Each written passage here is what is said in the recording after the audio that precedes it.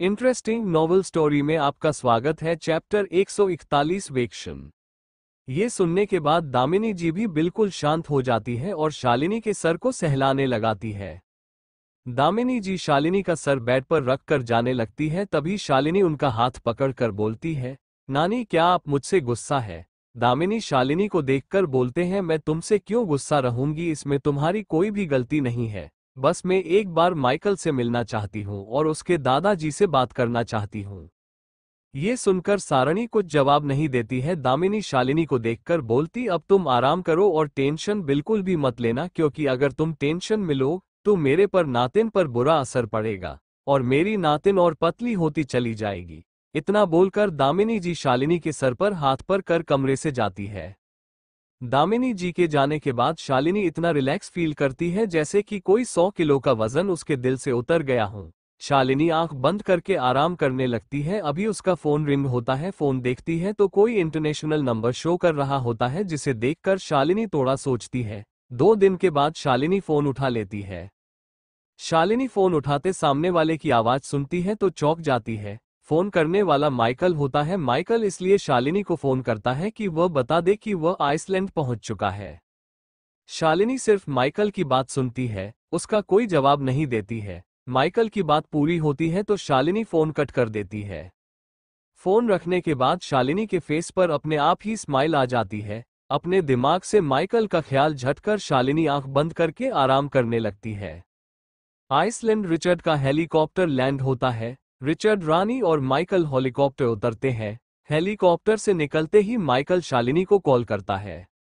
Richard और बाकी सबके स्वागत के लिए पहले से ही वहां पर लोग मौजूद थे। मैनेजर आगे आते हुए रिचर्ड का वेलकम करता है। मैनेजर के पीछे खड़ा हुआ बॉडीगार्ड को देखकर रिचर्ड पूछता है, अभी डॉक्टर खन्ना की क्या न्यूज़ है? बॉडीगार्ड सर झुकाकर बोलता है, सर हम कल से उनसे मिलने की कोशिश कर रहे हैं, बट उनके असिस्टेंट का ये कहना है कि अभी वह छुट्टी पर है और जब वह हॉलीडे पर होते हैं तो ना ही किसी से बात करते हैं और ना ही किसी का काम करते हैं। ये सुनकर रिचर्ड हाँ में सर हिलाता है। रानी और माइकल बोलते हैं, ठीक है, अभी हम सीधा डॉक्टर खन्ना के ही जाएंगे। ये बोलकर तीनों गाड़ी में बैठते हैं और डॉक्टर खन्ना के रेंटेड हाउस की तरफ निकल जाते हैं। करीबन आधा घंटा ड्राइव करने के बाद वो डॉक्टर खन्ना के घर पहुंचते हैं। कॉलोनी बहुत ही शांत और खूबसूरत होती है। लगातार 4-5 गाड़ियों की आवाज कॉलोनी में गूंजने लगती है। रिचर्ड का बॉडीगार्ड कार से निकलते हैं और रिचर्ड के कार का दरवाजा खोलता है। रिचर्ड कार से उतरता है, तभी बॉडीगार्ड आगे जाकर डॉक्टर खन्ना का डोर बेल रिंग करते हैं। कंटिन्यू 4 बार बेल बजाने के बाद दरवाजा खुलता है। दरवाजा खोलने वाला इंसान गुस्से में बोलता है, अगर कोई दरवाजा नहीं खोल रहा है इसका मतलब ये है कि उसे तुम्हें जवाब नहीं देना है। बॉडीगार्ड बहुत ही नंबर से बोलते हैं, मैं डॉक्टर खन्ना से बहुत जरूरी काम है, बस उनसे एक बार मिलने दीजिए। आदमी बोलता है, डॉक्टर करना भी वैकेशन पर है, जब वह वेकेशन पर होते हैं तब वह ना किसी से मिलते हैं ना किसी से बात करते हैं, वह अपना टाइम अकेले बिताना पसंद करते हैं। ये सुनकर बॉडीगार्ड रिचर्ड की तरफ देखता है। रिचर्ड का इशारा पाकर बॉडीगार्ड तुरंत ही अपने पीछे से गन निकालकर उस आदमी के सर पर रख देता है, जिससे वह आदमी डरकर कांपने लगता है। बॉडीगार्ड उस आदमी को साइड होने का इशारा करता है तो वह आदमी चुपचाप दरवाजा खोलकर साइड जाता है। रिचर्ड, बॉडीगार्ड और बाकी सब अंदर जाते हैं। अंदर का नजारा देखकर चौंक जाते हैं। रोनी, माइकल और रिचर्ड जब अंदर जाते हैं तो देखते हैं कि डॉक्टर खन्ना शॉर्ट्स पहनकर पॉपकॉर्न खाते हुए कार्टून एंजॉय कर रहे होता है। डॉक्टर खन्ना ऊंची आवाज में पूछता है, क्या हुआ विपुल, इतनी देर क्यों दरवाजे पर खड़े हो? अपने असिस्टेंट विपुल की आवाज ना सुनकर डॉक्टर विशाल सोफे पर से खड़ा होता है और पीछे मुड़कर देखता है तो काले कपड़ों की फौज खड़ी होती है। विशाल, इतने सारे लोग को देखकर पता है आप लोग कौन हो और बिना इजाजत के मेरे अपार्टमेंट में क्या कर रहे हो? रिचर्ड आगे आकर बहुत ही शांत बाहों में बोलता है, डॉक्टर खन्ना हमें आपकी सख्त जरूरत है, प्लीज आप हमारे साथ इंडिया चलने के लिए हम बोल दीजिए। विशाल रिचर्ड को देखकर बोलता है, आई एम सॉरी मिस्टर, आप जो भी है अभी मैं वेकेशन पर हूं और मैं आपकी कोई भी मदद नहीं कर सकता हूं। विशाल के मुंह से इनकार सुनकर रिचर्ड अपने बॉडीगार्ड को देखता है। बॉडीगार्ड रिचर्ड का इशारा समझते हुए बाकी बॉडीगार्ड को इशारा करता है और विशाल के फेस पर स्प्रे करता है, जिससे विशाल बेहोश हो जाता है। रुबीना का कमरा। रुबीना आराम कर रही होती तभी दरवाजे पर दस्तक होती है। रुबीना अंदर आने के लिए बोलती है। दरवाजा खोल के अंदर आते हुए इंसान को देखकर रुबीना उठकर बैठती है और बोलती है, रौनक भाई आप मुझसे कुछ काम था। रौनक रुबीना के पास आकर बैठता है और बोलता है, मैं श्रुति की तरफ से तुमसे माफी मांगने आया हूँ। तुम्हें तो पता है कि अंकल आंटी अभी जिस कंडीशन में है उस वजह से श्रुति को सदमा लगा है, इसलिए श्रुति में अपना इमोशनल खोकर वह सब बातें बोल दी।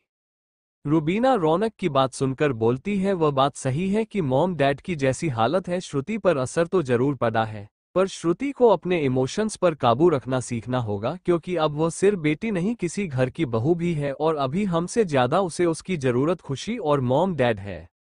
रुबीना के बोलती अगर इसी तरह से बीएफ करती रही तो उसके लिए और उसके होने वाले बच्चे के लिए भी नुकसान था, इसलिए मैंने इतने बैड वर्ड्स यूज की उसके लिए। रुबीना रौनक को देखकर बोलकर, मेरे हिसाब से तुम्हें श्रुति को समझाना चाहिए कि वह अपनी इमोशंस पर किस तरह कमजोर रखे, उसके इमोशंस की वजह से कोई उसका फायदा ना उठा ले। रौनक रुबीना की बात सुनकर स्माइल करते हुए बोलता है, हमारी घर की प्रिंसेस भी बड़ी हो गई है। रौनक की बात सुनकर रुबीना भी स्माइल करती है। रुबीना याद करते हुए पूछती है कि बच्चे कहाँ हैं? रौनक जवाब देता है, बच्चों को रोहन भाई और नार्थ बाहर घुमाने फिराने के लिए लेकर गए हैं। बच्चे बहुत उदास बैठे हुए थे। रुबीना यह सुनकर राहत महसूस करती है और बोलती है, अच्छी बात है, बच्चों को घूम फिर कर अच्छा लगेगा। रौनक के कंधे पर थपथपाते हुए बोलती है, अपनी बीवी के पास जाओ, बनाकर फिर से रोना ना शुरू कर दिया। रुबीना की बात सुनकर रौनक स्माइल करता है और कमरे से चला जाता है। Chapter 142 Mrs Rubina Richards. Rubina यह सुनकर राहत महसूस करती है और बोलती है, अच्छी बात है, बच्चों को घूम फिर कर अच्छा लगेगा। रौनक के कंधे पर थपथपाते हुए बोलती है, अपनी बीवी के पास जाओ, बनाकर फिर से रोना ना शुरू कर दिया। रुबीना की बात सुनकर रौनक स्माइल करता है और कमरे से चला जाता है। दूसरी तरफ आइसलैंड इंटरनेशनल एयरपोर्ट। रिचर्ड और बाकी सब प्लेन में बैठते हैं और बाकी दूसरे बॉडीगार्ड हेलीकॉप्टर से पहले ही आइसलैंड से निकल चुके हैं। विशाल का असिस्टेंट विपुल खुद को छुड़ाने की कोशिश करता है पर वह लोगों से नहीं छोड़ते हैं। रिचर्ड विपुल को देखकर पूछता है कि मुझे डॉक्टर खन्ना के बारे में बताओ, नहीं तो मेरी बॉडीगार्ड तुम्हें यहां से नीचे फेंक देंगे। ये सुनते ही बॉडीगार्ड तुरंत ही विपुल को घसीटते हुए मेन डोर की तरफ ले जाने लगते हैं।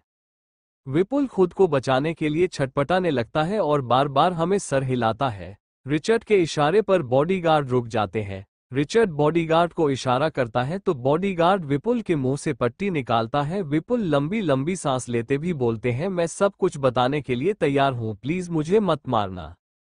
विपुल की बात सुनकर रिचर्ड आराम से सोफे पर टेक लगाकर पैर पर चढ़ाकर बैठ जाता है और विपुल को देखने लगता है। विपुल 2 मिनट बाद बोलता है, मैं और विशाल गोवा के ऑर्फनेज में पले बड़े हैं। 10 साल पहले विशाल को एक औरत ने पैसे की मदद की, जिस वजह से विशाल अभी डॉक्टर बन पाया है। विशाल अभी चेन्नई के सबसे बड़े हॉस्पिटल में सर्जन का काम कर रहा है।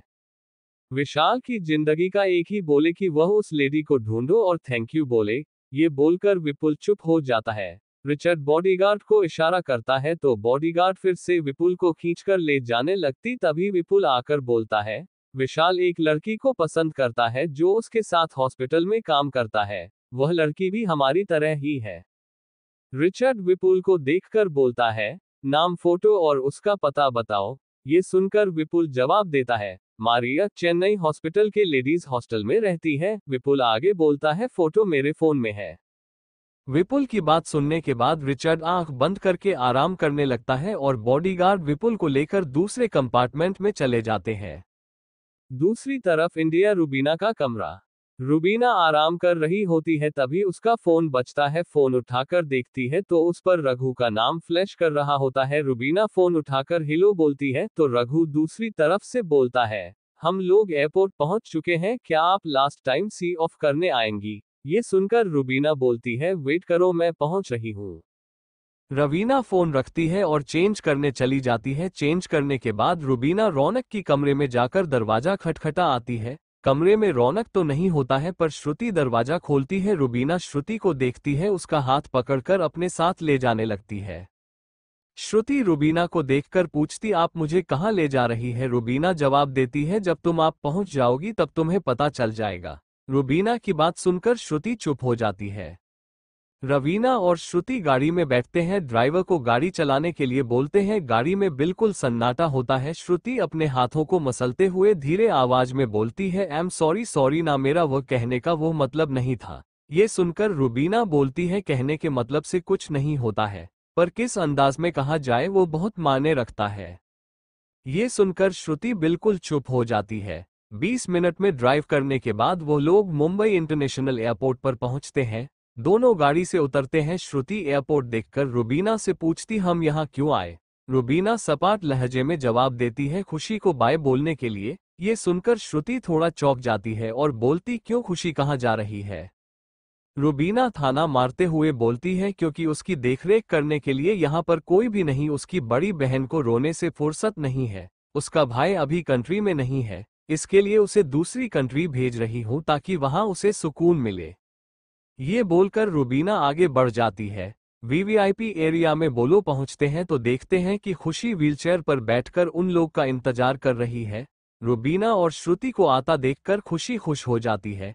खुशी एक्साइटमेंट में हेलो कहने के लिए जैसे ही हाथ उठाती है, उसके ऑपरेशन में दर्द होने लगता है, जिससे खुशी के माथे से पसीना टपक जाता है।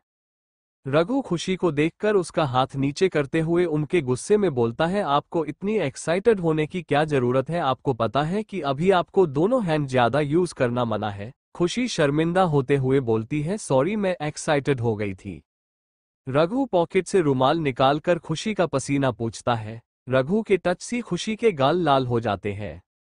रुबीना और श्रुति पास में आते हैं। खुशी रुबीना को देखकर पूछती, क्या मेरा जाना जरूरी है? रुबीना घुटने के बल बैठते हुए बोलती है, जाना जरूरी है। तुम्हें वहां नया माहौल मिलेगा, हवा मिलेगी, तुम्हारे रिकवरी ज्यादा जल्दी हो जाएगी। ये सुनकर खुशी को दुख तो होता है, पर वह रुबीना की बात मानकर हाँ में सर हिलाती है। खुशी श्रुति को देखकर बोल के, थैंक यू दीदी मुझे सर्व ऑफ करने आने के लिए। मुझे लगा मैं आप लोगों को देखे बिना ही देश छोड़ना पड़ेगा। ये सुनकर श्रुति खुशी के गले लगकर बोलती है, मुझे माफ कर दो, मैं तुमसे कल मिलने नहीं आई। तभी रघु का बॉडीगार्ड के पास आकर बोलता है कि टाइम हो गया है। रघु तीनों के सामने आकर बोलता है, फ्लाइट का टाइम हो गया है। रुबीना सुनकर बोलती है, ठीक है, तुम लोग जाओ, मुझे डेली अपडेट देना और मैंने जो बोला है वह हो जाना चाहिए। ये सुनकर रघु बस रुबीना को देखता है और कोई जवाब नहीं देता है। खुशी सबको अलविदा करती है और वह लोग बोर्डिंग के लिए चले जाते हैं। Williams office. लगाव अपने ऑफिस में काम कर रहा होता है, तभी क्यों ना कर बोलता है, सर बाहर शेयर होल्डर बहुत हंगामा कर रहे हैं। ये सुनकर राघव तुरंत ही ऑफिस के बाहर निकलता है तो देखता है कि सारे शेयर होल्डर्स रिचर्ड के ऑफिस के बाहर खड़े हैं। राघव लोगों को देखकर तुरंत ही सैम्यूल को कॉल लगाता है। सैम्यूल को सब बताने के बाद राघव सारे शेयर होल्डर्स को मीटिंग रूम में लेकर जाते हैं। सब एक ही डिमांड करते हैं कि वह जल्द से जल्द रिचर्ड से मिलना चाहते हैं।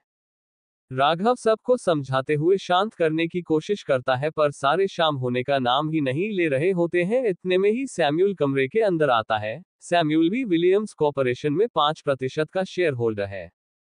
शेयर होल्डर्स में से एक आदमी सैम्यूल को देखकर बोलता है, हमें रिचर्ड से बात करनी है। हमें पता है तुम भी इस कंपनी के शेयर होल्डर हो, पर तुम्हारे पास इतनी हो तो अथॉरिटी नहीं है कि तुम हमारे सवाल का जवाब दो। उस आदमी का नाम विवेक शाह, कंपनी के सबसे पुराने शेयर होल्डर्स में से एक, और उसकी नजर कब से कंपनी के सीईओ की पोस्ट पर है और उसके हाथ में कंपनी के 15% शेयर हैं, जो सारे शेयर होल्डर्स से ज्यादा है। रिचर्ड के हाथ में सिर्फ 25% शेयर हैं, जिस बात की खबर अभी शेयर होल्डर्स में से किसी के पास नहीं है, और 45% किसी अननोन इंसान ने खरीद लिया है, जिसका पता रिचर्ड अभी तक नहीं लगा पाया है। विवेक शाह की बात सुनकर सैम्यूल को गुस्सा तो आता है, पर वह अपने गुस्से को शांत करते हुए बोलता है, मैं सोचा आपको पता है अभी चेयरमैन के ऊपर अटैक हुआ है, रिचर्ड अभी बिजी है, इस टाइम पर आप इस तरह प्रॉब्लम क्रिएट करेंगे तो ये देखकर हमें बहुत दुख होगा, क्योंकि आप कंपनी के सबसे पुराने शेयर होल्डर से आप और सुमित अंकल एक टाइम का अच्छे दोस्त भी हुआ करते थे। सैम्यूल की बात सुनकर दूसरे आदमी बोलते हैं, मिस्टर सैम्यूल, हमें पता है कि चेयरमैन सर पर हमला हुआ है, बट उस वजह से कितने % शेयर्स इन 2 दिन गिर चुके, अगर इसी तरह से गिरते रहे तो हमें बहुत नुकसान होगा। सैम्यूल जवाब देने ही वाला होता है, तभी पीछे से मीठी और कड़क आवाज आती है, तुम्हारे कुछ % शेयर करने के लिए वह अपने बाप और माँ को हॉस्पिटल में मरता छोड़कर तुम्हारे लिए पैसे कमाए। ये सुनकर सब दरवाजे की तरफ देखते हैं तो राघव के पीछे दो लेडीज आ रही होती है। राघव सैम्यूल को कॉल करने के बाद रुबीना को भी कॉल करता है क्योंकि रिचर्ड उसे बोलकर गया था कि अगर कंपनी में कुछ हो तो रुबीना, रियान और सैम्यूल को जरूर बताएं। वह रुबीना और श्रुति होती है जो भी गुस्से में उस आदमी को देखते हुए राघव से उसका नाम पूछती है। राघव का नाम पंकज ओबरॉय बताता है। राघव को रुबीना कान में कुछ बोलती है। राघव तुरंत ही रुबीना की बात सुनकर ऑफिस से निकल जाता है। रुबीना पंकज ओबरॉय को देखकर बोलती है, मैं बहुत दुख हो रहा है आपको कंपनी के लॉस से, राइट? पंकज बस रुबीना को देखता है। रुबीना पूछते कितने % शेयर है आपके इस कंपनी में? पंकज ओबरॉय प्राउडली बोलता है 5% सर से मेरे इस कंपनी में। पंकज की बात सुनकर रुबीना बाकी सारे शेयर होल्डर्स को देखकर पूछते हैं तुम सबके कितने % शेयर है? सब रुबीना की बात सुनकर एक दूसरे को देखने लगते हैं। रुबीना कर बोलती है, बंच ऑफ नोट्स, इतने साल रिचर्ड ने तुम्हें कमा कर दिया है, क्या तुम्हारे तिजोरी में रखने की जगह नहीं है? और तुम 2 दिन के जो नुकसान हुए उसमें इतना बड़ा हंगामा क्रिएट करने लगी। माना रिचर्ड सीईओ इस कंपनी का और तुम्हारे भी तो कुछ ड्यूटीज है कि नहीं? या फिर तुम लोग अर्ली मॉर्निंग ऑफिस आकर सिर्फ कुर्सियां गर्म करते हो? रुबीना की इंसल्ट भरी बातें सुनकर सारे शेयर होल्डर्स के माथा गर्म होने लगता है। गुस्से में एक से आदमी खड़ा होता है जो भी लिखो कुछ बोलने वाला होता है। इतने में ही राघव बॉडीगार्ड के साथ अंदर आता है और सारे शेयर होल्डर्स के सामने पेपर सकता है। रुबीना बहुत ही शान से रिचर्ड की कुर्सी पर बैठती है और सारे शेयर होल्डर्स को बोलती है, बहुत ज्यादा दिक्कत हो रही है तुम्हारी, तुम लोगों को, तेरे पेपर्स पढ़ो, इस पर साइन करो और निकलते बनो। ये सुनते ही सारे लोग पेपर्स पढ़ने लगते हैं जिसमें लिखा होता है किसके पास कितने % है और उस शेयर्स की कितनी मार्केट वैल्यू है। अगर वह लोग इस पेपर पर साइन करते हैं तो मार्केट वैल्यू के हिसाब से उन्हें पैसे दे दिए जाएंगे और वह लोग होशो हवास में अपने सारे शेयर्स विलियम कॉर्पोरेशन को बेच रहे हैं। सारे लोग के पास पढ़ने के बाद गुस्से में रुबीना को देखते हुए बोलते हैं, आप होती कौन है हमें धमकी देने वाली? रुबीना सबको गुस्से भरी नजरों से देखते हुए स्माइल करती है। तभी राघव आगे आकर रुबीना को इंटरव्यूज करवाते हुए बोलता है, she is Mrs Richard William.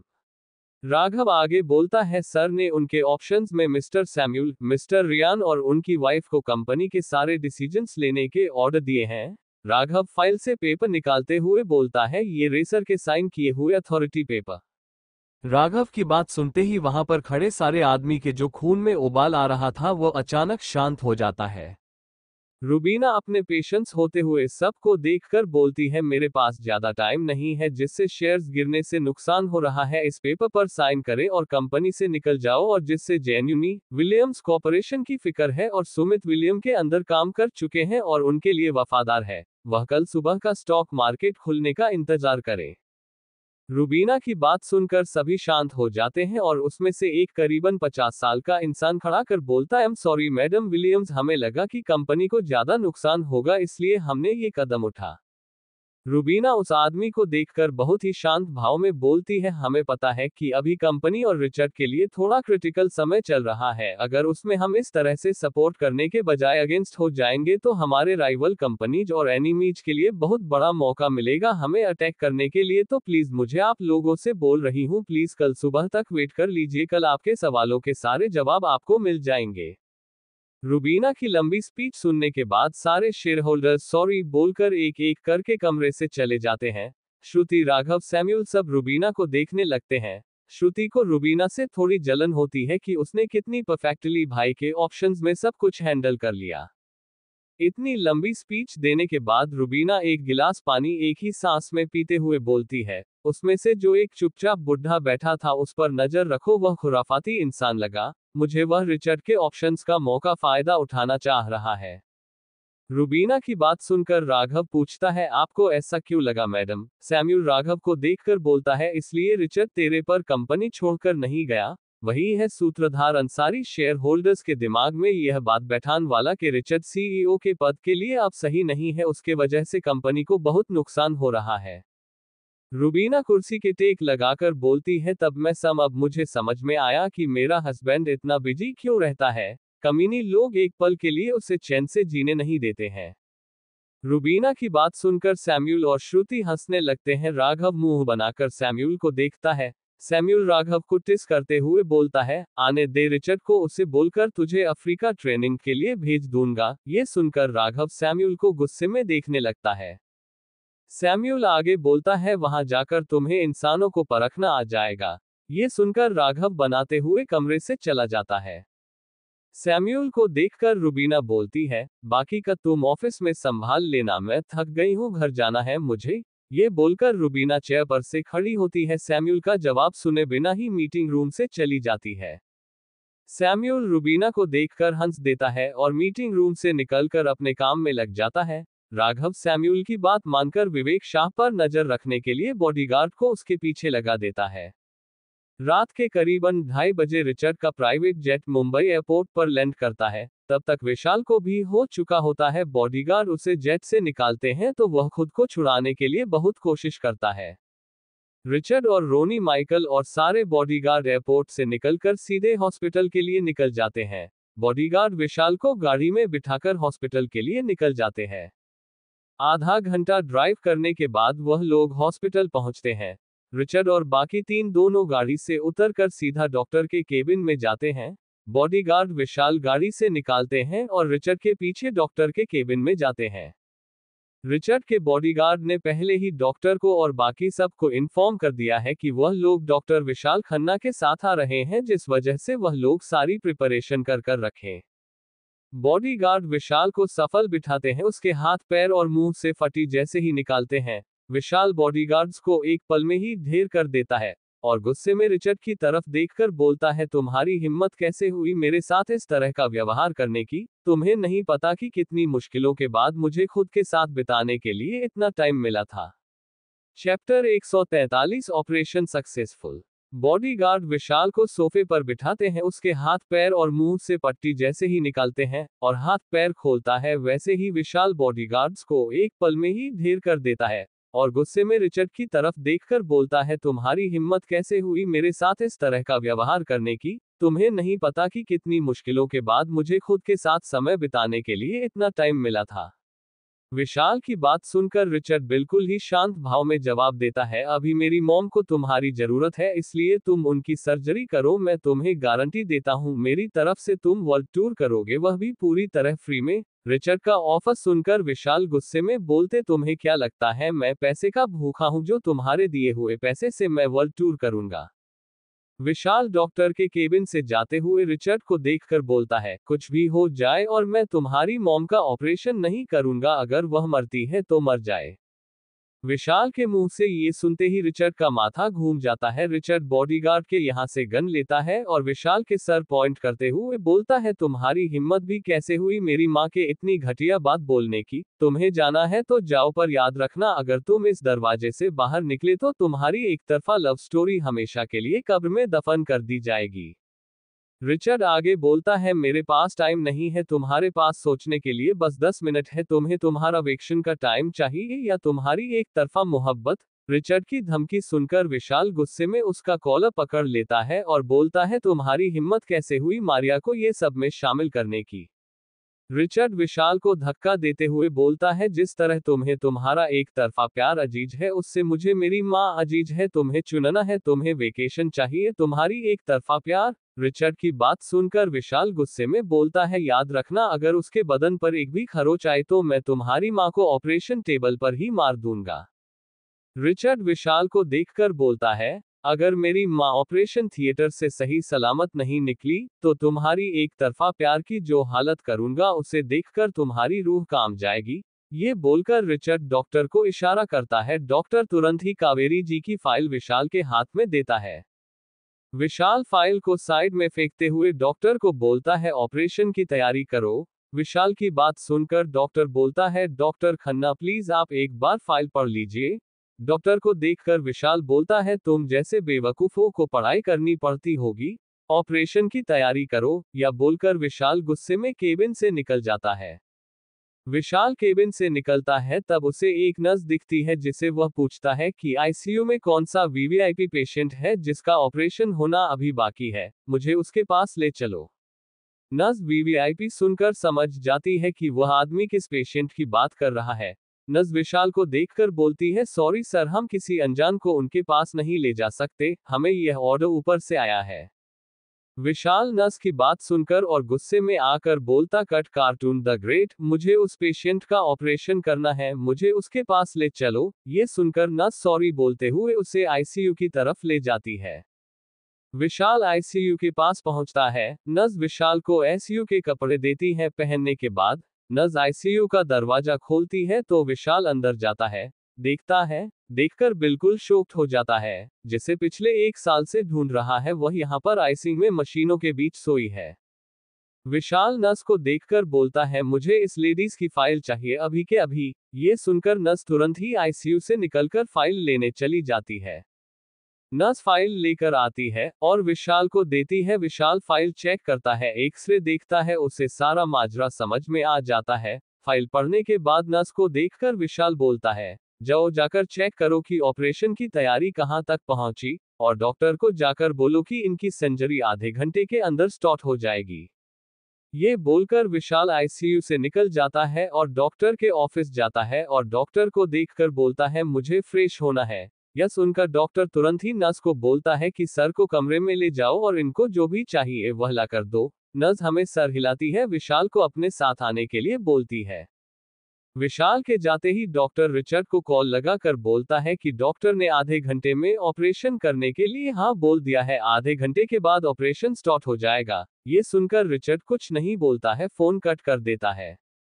Richard अभी अपने पापा के रूम में होता है। सुमित जी को सुबह होश गया, उनका चेकअप करके उन्हें रूम में शिफ्ट कर दिया गया। सोफे पर बैठकर सामने सोई हुई सो रही रुबीना को एकटक देखता ही रहता है। रुबीना छोटे बच्चों की तरह सो रही है। रिचर्ड सोफे से खड़ा होता है, रुबीना के आ जाता है, प्यार से उसके गाल पर उंगली फिरता है, उसके बाद उसे गोद में उठाकर रूम में मजा आने लगता है। तभी रुबीना रिचर्ड के छाती पर मुंह अपना फेस रब करते हुए धीरे से आंख खोलती है और रिचर्ड को देखकर बोलती है, रिचर्ड तुम आ गए। रुबीना की बात सुनकर रिचर्ड स्माइल करके रुबीना के माथे पर किस करते हुए हाँ बोलता है। रिचर्ड रुबीना को रूम में ले जाता है, बिस्तर पर लेटाता है और खुद भी उसके पास बैठ जाता है। रुबीना रिचर्ड के छाती पर सर रखकर सो रही होती है। रिचर्ड रुबीना के बालों को सहलाते हुए बोलता है, आधे घंटे में मम्मी का ऑपरेशन स्टार्ट हो जाएगा। ये सुनकर रुबीना बोलती है, डोंट वेरी मॉम का ऑपरेशन सक्सेसफुल रहेगा। एकदम सही, रिचर्ड के मुंह से आमेन में निकल जाता है। दूसरी तरफ बेसमेंट, यशोदा बहुत ही जख्मी हालत में कुर्सी पर बंधी हुई है। अचानक एक बूंद उसके कंधे पर गिरता है जिससे यशोदा की चीख निकल जाती है। उसे असहनीय जलन और दर्द महसूस होता है। इस तरह के घाव यशोदा के कंधे पर बहुत सारे हैं, जिसे कोई भी देखे तो डर जाए। यशोदा के बदन पर फिर से बूंद गिरती है जिससे उसके मुंह से चीख निकल जाती है। यह कोई आम पानी की बूंद नहीं होती है, यह एसिड की बूंद होती है। यशोदा से दर्द बर्दाश्त नहीं होता है तो चिल्लाकर बोलती, मुझे रिचर्ड से बात करनी है, उसे यहाँ पर बुलाकर लाओ। तुम्हें क्या लगता है इस तरह से तुम मुझे टॉर्चर करोगे?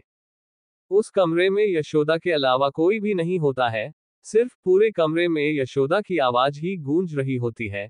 यशोदा दोनों पैर को पटकते हुए बोलती है, मुझे रिचर्ड से बात करनी है। सुन रहे हो तुम लोग, मुझे रिचर्ड से बात करनी है, उसे बुलाकर लाओ। यशोदा जोर जोर से चिल्लाती है पर उसकी चिल्लाने की आवाज किसी के कानों तक नहीं पहुंचती है। धीरे धीरे यशोदा को दर्द बर्दाश्त नहीं होता है तो वह बेहोश हो जाती है। यशोदा के बेहोश होते ही एसिड की बूंदें गिरनी बंद हो जाती है। कुछ लोग कमरे के अंदर आते हैं, यशोदा के सांसें चेक करते हैं। कंफर्म हो जाता है कि यशोदा बहुत हो गई है, फिर भी यशोदा के गले में बेहोशी का इंजेक्शन लगाते हैं, क्योंकि यशोदा जैसी चाल आवाज औरत अपने आप को बचाने के लिए कुछ भी कर सकती है। यशोदा के हाथ और पैर को खोलते हैं और उसे उस कमरे से बाहर निकालकर दूसरे कमरे में शिफ्ट कर देते हैं। दूसरी तरफ हॉस्पिटल, रिचर्ड और रुबीना हॉज ऑपरेशन थिएटर के बाहर खड़े होते हैं। तभी कावेरी जी को आईसीयू से लाकर ऑपरेशन थिएटर के अंदर ले जाया जाता है।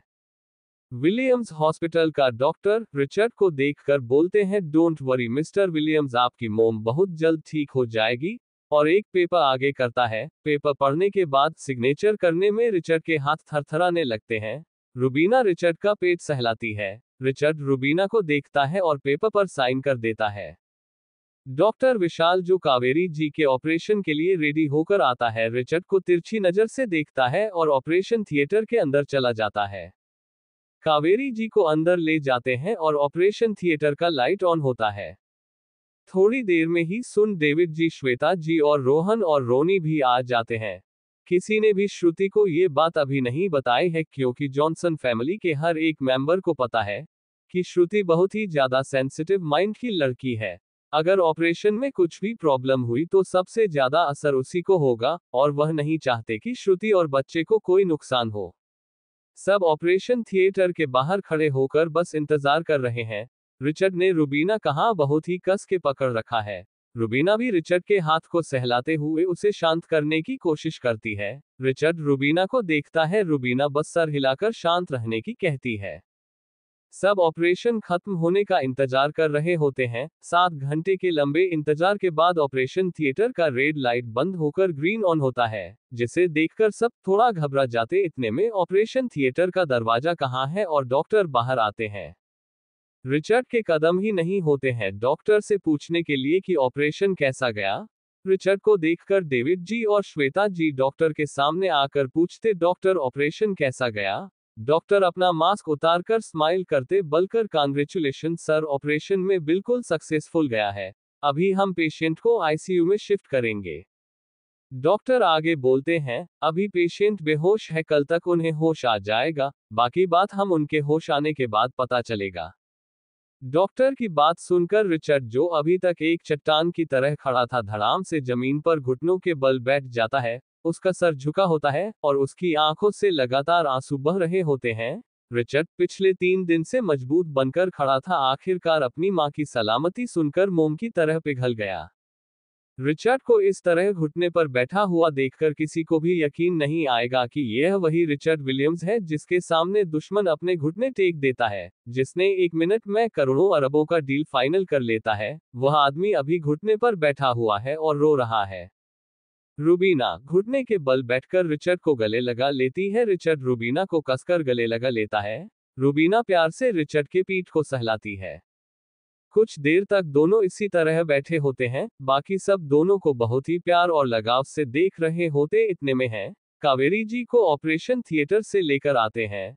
रुबीना पीठ सहलाते हुए प्यार से रिचर्ड के कान में बोलती है कि मॉम को आईसीयू में शिफ्ट कर रहे हैं। ये सुनकर रिचर्ड हाँ में सर हिलाता है और आंसू पूछते हुए खड़ा होता है। जब कावेरी जी को लेकर आया जाता है तो उनका फेस बिल्कुल पीला हो चुका है, उनके मुंह पर और ऑक्सीजन मास्क लगाया हुआ है और बगल में मशीन होता है जिससे उसके हार्ट बीट और बीपी वगैरह शो कर रहा होता है, जिसे देखकर रिचर्ड को बिल्कुल भी अच्छा नहीं लगता है। पर रिचर्ड को इस बात का सुकून होता है कि बस कुछ दिन की ही बात है, फिर उसकी मां ठीक हो जाएगी। सब आईसीयू के बाहर खड़े होते हैं। तभी डॉक्टर आईसीयू निकलकर सबको देखते हुए बोलते हैं, अब आप लोग भी जाकर थोड़ा आराम कर लीजिए, अभी आप लोगों का हॉस्पिटल में बिल्कुल भी काम नहीं, हमारे स्टाफ यहाँ मिस्टर एंड मिसेस विलियम्स के लिए रेडी है। ये बोलकर डॉक्टर चला जाता है। डेविड जी रुबीना को देखकर बोलते हैं, तुम्हारी रिचर्ड अब घर जाकर आराम करो, हम फिर शाम को आएंगे। अगर सब इसी तरह जाकर रहे तो उनका ख्याल रखने से पहले हम सब जरूर बीमार हो जाएंगे। डेविड जी की बात मानकर सब एक एक करके हॉस्पिटल से चले जाते हैं। जाने से पहले रिचर्ड सिक्योरिटी और भी ज्यादा टाइट कर चले जाते हैं। चैप्टर 144 नीम चढ़ा करेला।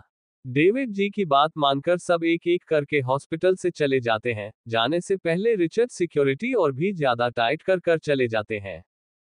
विशाल ऑपरेशन के रिचर्ड की बुक किए गए होटल में आता है। फ्रेश होकर चेंज करने के बाद रिचर्ड के आदमियों से न्यूज का वेट कर रहा होता है कि मारिया को छोड़ दिया गया है कि नहीं। धीरे धीरे विशाल गुस्सा होने लगता है, तुरंत ही हॉस्पिटल के लिए निकल जाता है। दूसरी तरफ विलियम्स विला। पूरे मेंशन में सन्नाटा होता है। सब नौकरियां अपना काम करने के बाद सुमित जी और कावेरी जी के लिए चर्च में पूरे करने के लिए गए हुए हैं। रिचर्ड और रुबीना मेंशन के अंदर जाते हैं तो बहुत सन्नाटा महसूस होता है। रिचर्ड के सामने वह सारे पलाने लगते हैं जब बच्चों के साथ सुमित जी और कावेरी जी पकड़म पकड़ाई खेलते थे और उनकी खिलौनों के साथ और ब्लॉक्स के साथ वह भी खेला करते थे। रुबीना रिचर्ड को देखकर बोलती है, तुम जाकर फ्रेश हो जाओ, मैं तुम्हारे लिए कुछ नाश्ता बनाती हूँ। रिचर्ड रुबीना की बात का कोई जवाब नहीं देता है और रुबीना को कसकर गले लगा लेता है। रुबीना प्यार से रिचर्ड के पीठ को सहलाती है। वह दोनों इसी तरह बहुत देर तक गले लगी रहते हैं। रूबीना रिचर्ड का पेट सहलाते हुए बोलती है, जाओ तुम जल्दी से फ्रेश हो जाओ, मैं तुम्हारे लिए नाश्ता कमरे में ही लेकर आती हूँ। रूबीना की बात मानकर रिचर्ड फ्रेश होने के लिए चला जाता है। रूबीना किचन में जाती है और रिचर्ड के लिए नाश्ता बनाने लगती है। नाश्ता बनाते बनाते उसे भी भूख लग जाती है तो साथ में नाश्ता भी बनाती है और खुद भी खाने लगती है। रिचर्ड फ्रेश होकर कपड़े चेंज करके किचन में आता है तो दिखता है कि रूबीना अपने में ही मगन होकर ब्रेकफास्ट बना रही है। रिचर्ड किचन के दरवाजे पर खड़ा होकर उसे बहुत ही प्यार से देख रहा होता है। रिचर्ड किचन में जाता है और रूबीना को पीछे से गले लगा लेता है। रूबीना बोलती है, दरवाजे पर से खड़ी होकर देखने से मन भर गया। रिचर्ड स्माइल कर कर बोलता है, तुम्हें तो जिंदगी भर देखता रहूं फिर भी मेरा मन नहीं भरेगा। ये बोलकर रिचर्ड रूबीना के गर्दन पर बहुत ही प्यार से चूमने लगता है। रिचर्ड के छुअन से रूबीना के पूरे बदन में सनसनी पैदा होने लगती है। रूबीना बिगड़ते हुए बोलती है, आपको नहीं पता मिस्टर विलियम्स थे, प्रेग्नेंट वाइफ ज्यादा हॉर्नी होती है। रिचर्ड अब गर्दन की वजह कंधे को चूमने लगता है। कंधे को चूमते हुए बोलता है, मैंने प्रेग्नेंट लेडी के साथ अभी एक्सपीरियंस नहीं लिया है तो मुझे नहीं पता कि प्रेग्नेंट वाइफ कितनी मोरनी होती है। रिचर्ड की बात सुनकर रूबीना के हाथ रुक जाते हैं। रूबीना जैसे ही कुछ बोलने के लिए टर्न होती है, रिचर्ड उसके होठों को अपने होठों के कैद में लेकर पैशनेटली किस करने लगता है। रूबीना रिचर्ड के शर्ट को कस के पकड़ लेती है और वह भी रिचर्ड को किस करने लगती है।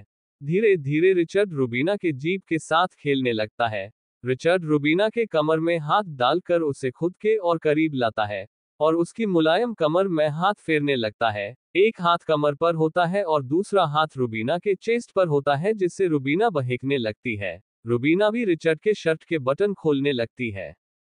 बेशर्म, शर्म कर लो, दूसरी बार माँ बाप बनने वाले हो और नई नवेली जुड़े की तरह किचन में रोमांस कर रहे हो। ये सुनते ही दोनों शांत हो जाते हैं और किचन के दरवाजे की तरफ देखते हैं तो माइकल, सैम्यूल, टीना और अहाना खड़ी होती है। टीना अहाना के गाल शर्म के मारे टमाटर की तरह लाल होते हैं। रूबीना रिचर्ड से दूर होती है और अपने कपड़े सही करते हुए उनको पीठ दिखाकर खड़ी हो जाती है। रिचर्ड के ऊपर के 3 बटन खुली होते हैं जिससे उसका चेस्ट शो कर रहा होता है। रिचर्ड बोलता है, तुम्हें क्या तकलीफ हो रही है, घर में अपनी बीवी के साथ किचन में रोमांस कर रहा हूं तो तुम भी जाकर करो, तुम्हारे पास वाइफ नहीं है।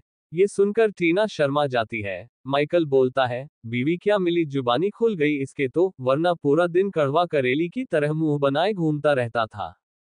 माइकल का साथ देते हुए सैम्यूल बोलता है, गलती कर दी, इसके बारे में सोचकर यह महान आत्मा तो रोमांस ही अपना पेट भरने के लिए तैयार है। मैंने अपनी टीना को रिक्वेस्ट की उसके लिए अच्छा सा नाश्ता तैयार करें ताकि हम इसके लिए यहाँ लेकर आ सके। अगर ऐसा कुछ पता होता तो मैं टीना को बिल्कुल भी नहीं नाश्ता बनाने के लिए बोलता। सैम्यूल मुंह बनाते हुए बोलता है, तुम्हारे लिए नाश्ता बनाने के चक्कर में इसके हाथ में दर्द होने लगा होगा। सैम्यूल ये बोलकर टीना का हाथ पकड़ता है और हल्के से दबाने लगता है। टीना से मिल को घूर घूर कर देख रही होती है। रिचर्ड से मिलकर ड्रामा देखकर बोलता है, अगर तुम्हारा हो गया हो तो नाश्ता कर ले। ये सुनते ही हाना बोलती है, मुझे भी भूख लगी, मैं तो तुम लोगों के साथ ही नाश्ता करने के लिए आई थी। और तीनों को देखकर बोलती है, चलो जल्दी से। समीर और माइकल दिल्ली के लिए भी तैयार नहीं होते हैं। टीना और अहाना खींचते हुए डाइनिंग टेबल की तरफ से जाती है। उन चारों के जाने के बाद रिचर्ड के कंधे पर रूबीना जोर से मुक्का मारते हुए बोलती है, अब उससे मेरे बारे में क्या सोच रहे होंगे। रिचर्ड तिरछी स्माइल करके फिर से रूबीना के कमर में हाथ डालकर बोलता है, क्या गलत कहा उन्होंने, अभी हमारी नई नई शादी तो हुई है। हमारी शादी को अभी 6 महीने तो है और उन लोग को जलना है तो शौक से जले। रिचर्ड की बातें सुनकर रूबीना मुंह बनाती है और जितना नाश्ता बना हुआ होता है वही जाकर टेबल पर रखती है और उन लोगों का लाया नाश्ता भी सर्व करती है। सब नाश्ता कर रहे होते हैं तभी बाहर से चिल्लाने की आवाज आती है और एक बॉडीगार्ड घर के अंदर आकर बोलता है, सर कोई डॉक्टर विशाल खन्ना आया है। ये सुनकर रूबीना तुरंत ही उन्हें अंदर लाने के लिए बोलती है। बॉडीगार्ड ये सुनकर जाता है और विशाल खन्ना को अंदर लेकर आता है। विशाल अंदर आते ही रिचर्ड को देखकर गुस्से में बोलता है कि तुम मेरी फ्रेंड को कब रिहा करोगे। रिचर्ड आराम से नाश्ता करते हुए बोलता है, जब तक मॉम बिल्कुल ठीक नहीं हो जाती तब तक ना तुम यहाँ से कहीं जाओगे और ना ही तुम्हारी एक तरफा मोहब्बत को मैं छोड़ दूंगा। रिचर्ड के बात सुनते ही विशाल गुस्से में वहां पर का फ्लावर पॉट उसकी तरह सकता है, पर रिचर्ड अपने आप को बहुत ही आराम से बचा लेता है। विशाल गुस्से में बोलता है, एक तो तुम बिना परमिशन के मुझे यहाँ ले आए और जबरदस्ती मुझसे ऑपरेशन भी करवाया, और अब तुम बोल रहे हो कि मैं तब तक यहाँ से नहीं जा सकता जब तक तुम्हारी मोम बिल्कुल ठीक ना हो जाए। तुमने क्यों मुझे बेवकूफ समझ रखा है? देखो मिस्टर, मेरा काम से ऑपरेशन करना होता है, उसके बाद मरीज के साथ क्या होता है उससे मुझे कोई लेना देना नहीं। और तुम्हारी मॉम का ऑपरेशन बहुत ही सक्सेसफुल हुआ है, तो वह कुछ महीनों में रिकवर हो जाएगी। इसके लिए चुपचाप से मुझे यहाँ से जाने दो और मेरे फ्रेंड को भी आजाद करो। रिचर्ड आराम से बहुत ही ठंडे लहजे में बोलता है, मुझे मेरी बात रिपीट करने की आदत नहीं है। विशाल बोलता है, मुझे भी किसी की मर्जी से चलने की आदत नहीं है। दोनों के बीच का टशन देखते हुए रुबीना शांत भाव में बोलती है, मिस्टर खन्ना प्लीज आप बैठिए, में बैठकर बात करते हैं।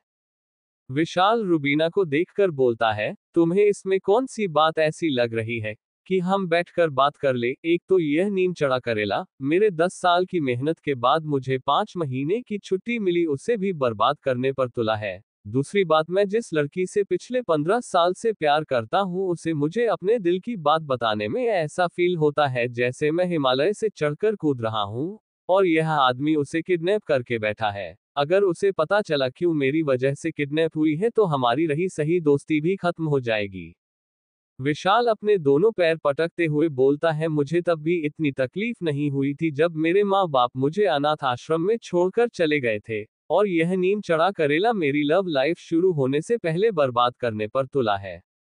रुबीना विशाल की बात सुनकर रिचर्ड की तरफ देखती है। रिचर्ड रुबीना की आंखों को अवॉइड करते हुए नाश्ता करता है, और बाकी चार अपने मुंह पर हाथ रखकर अपनी हंसी कंट्रोल करने की कोशिश कर रहे होते हैं, क्योंकि जिंदगी में पहली बार रिचर्ड को किसी ने नीम चढ़ा करेला बोलो। माइकल सैम्यूल के काम में बनता है, क्या मैं इस सीन को रिकॉर्ड कर लो? सैम्यूल बोलता है, बेवकूफ, तो तूने अभी तक क्या किया? रुबीना विशाल को बोलती है, मिस्टर खन्ना आप पहले आराम से बैठिए, मैं आपसे वादा करती हूँ कि आपकी गर्लफ्रेंड को कुछ भी नहीं होगा, और मेरे हस्बैंड ने अपनी गर्लफ्रेंड को किडनैप नहीं किया होगा, अगर किया होगा तो मैं उन्हें बोलूंगी, वह जरूर छोड़ देंगे।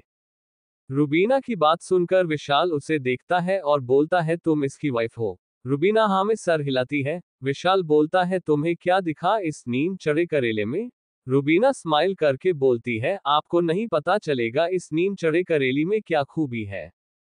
रुबीना के मुंह से ये लफ्ज सुनते ही चारों की खिलाकर हंस पड़ते हैं। रिचर्ड गुस्से भरी आंखों से चारों को देखता है तो चारों अपने होठों पर उंगली रखकर शांति से बैठ जाते हैं। रुबीना विशाल को पानी ऑफर करती है। विशाल एक घूंट में पूरा गिस खत्म कर देता है। रुबीना बोलती है, मिस्टर करना मेरे हस्बैंड की मॉम और डैड से बहुत ही ज्यादा प्यार करते हैं, और बहुत सालों बाद वह फिर एक दूसरे से मिले हैं, और आपकी गर्लफ्रेंड को कोई भी नुकसान नहीं पहुंचाएंगे। और अब बिल्कुल भी टेंशन मत लीजिए, कल आपकी गर्लफ्रेंड आपके सामने यहाँ मुंबई में होगी। रुबीना आगे बोलती है, और मैं प्रॉमिस करती हूँ कि मैं आपकी हेल्प करूंगी कि आप अपने दिल की बात उन्हें बता सके। ये सुनकर विशाल बच्चों की तरह खुश होते हुए बोलते हैं, क्या सच में अपनी हेल्प करेंगे? रुबीना स्माइल करके बोलती है, हाँ जरूर, मैं आपकी पूरी मदद करूंगी।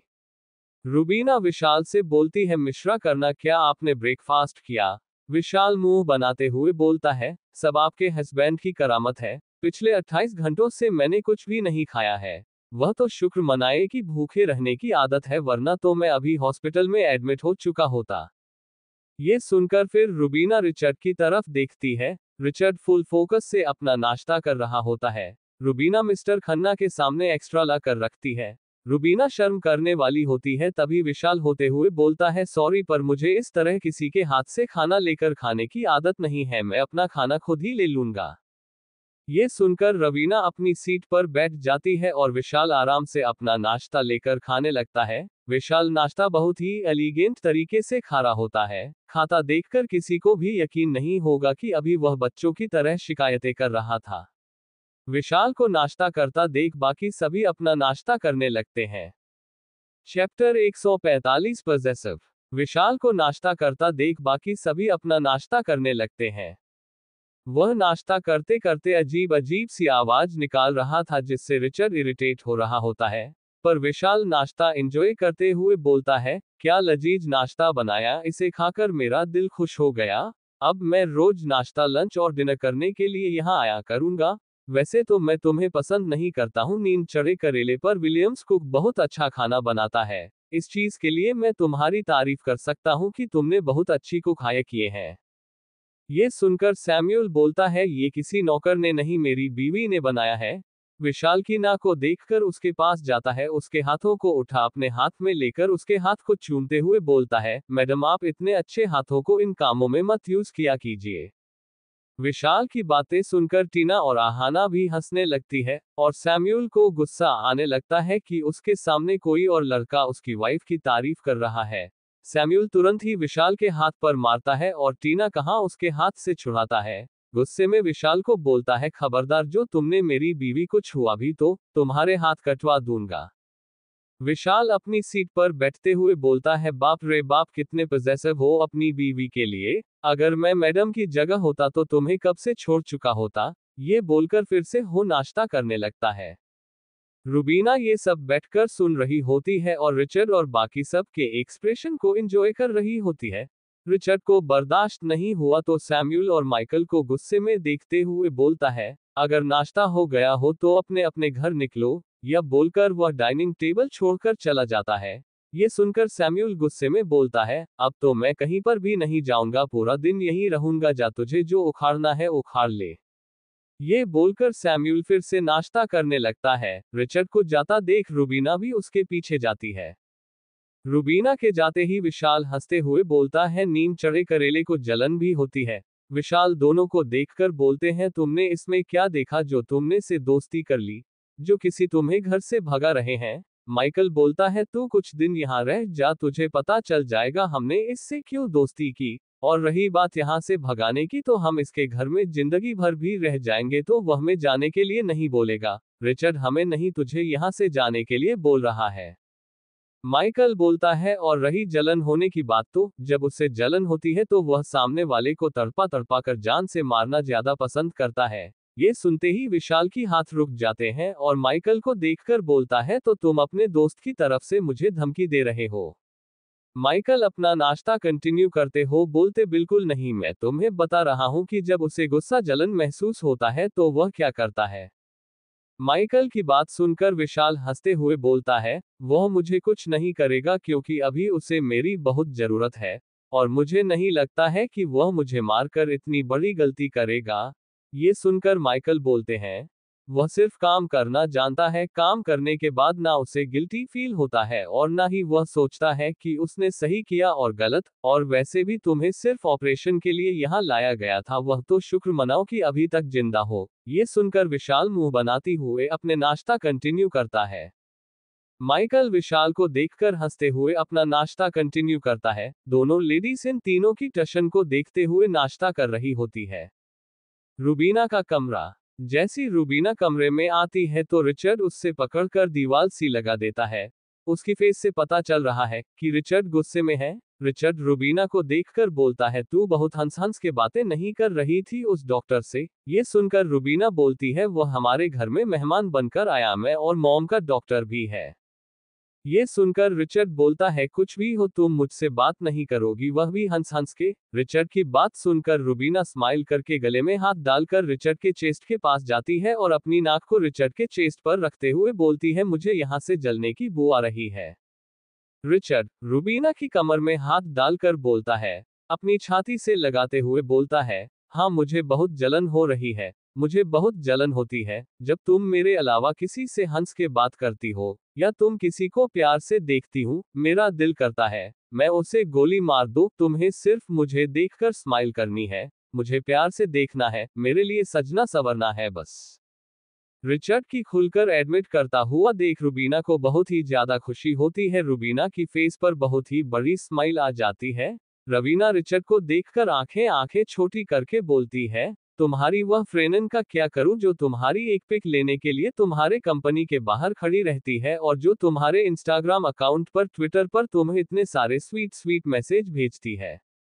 रिचर्ड यह सुनकर बोलता है, मैं उनका जवाब नहीं देता हूं और ना ही मैं उनके मैसेज पढ़ता हूं। ये सारा काम मैंने अपने पीआर दे रखा है, और मैं अपनी बीवी के अलावा किसी को प्यार से नहीं दिखता। और न ही मैं अपनी बीवी के अलावा प्यार से बातें करता हूँ। मेरा प्यार, मेरा सॉफ्ट एटीट्यूड और मेरा केयरिंग एटीट्यूड सिर्फ मेरी वाइफ और मेरी फैमिली और किसी के लिए नहीं।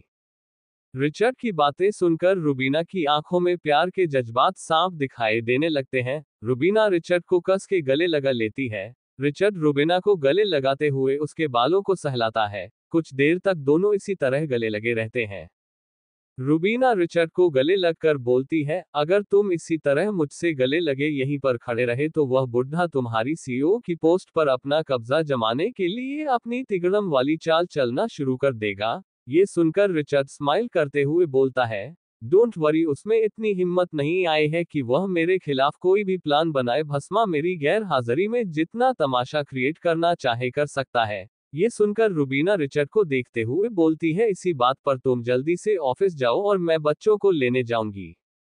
ये सुनकर रिचर्ड रुबीना के माथे पर किस करता है और तैयार होने के लिए चला जाता है। सब नाश्ता फिनिश करने के बाद मेन हॉल में बैठे हुए होते हैं। रिचर्ड और रुबीना का वेट कर रहे होते हैं। विशाल खड़े होकर सारी पेंटिंग्स यूनिक आइटम्स को बहुत गौर से देख रहा होता है।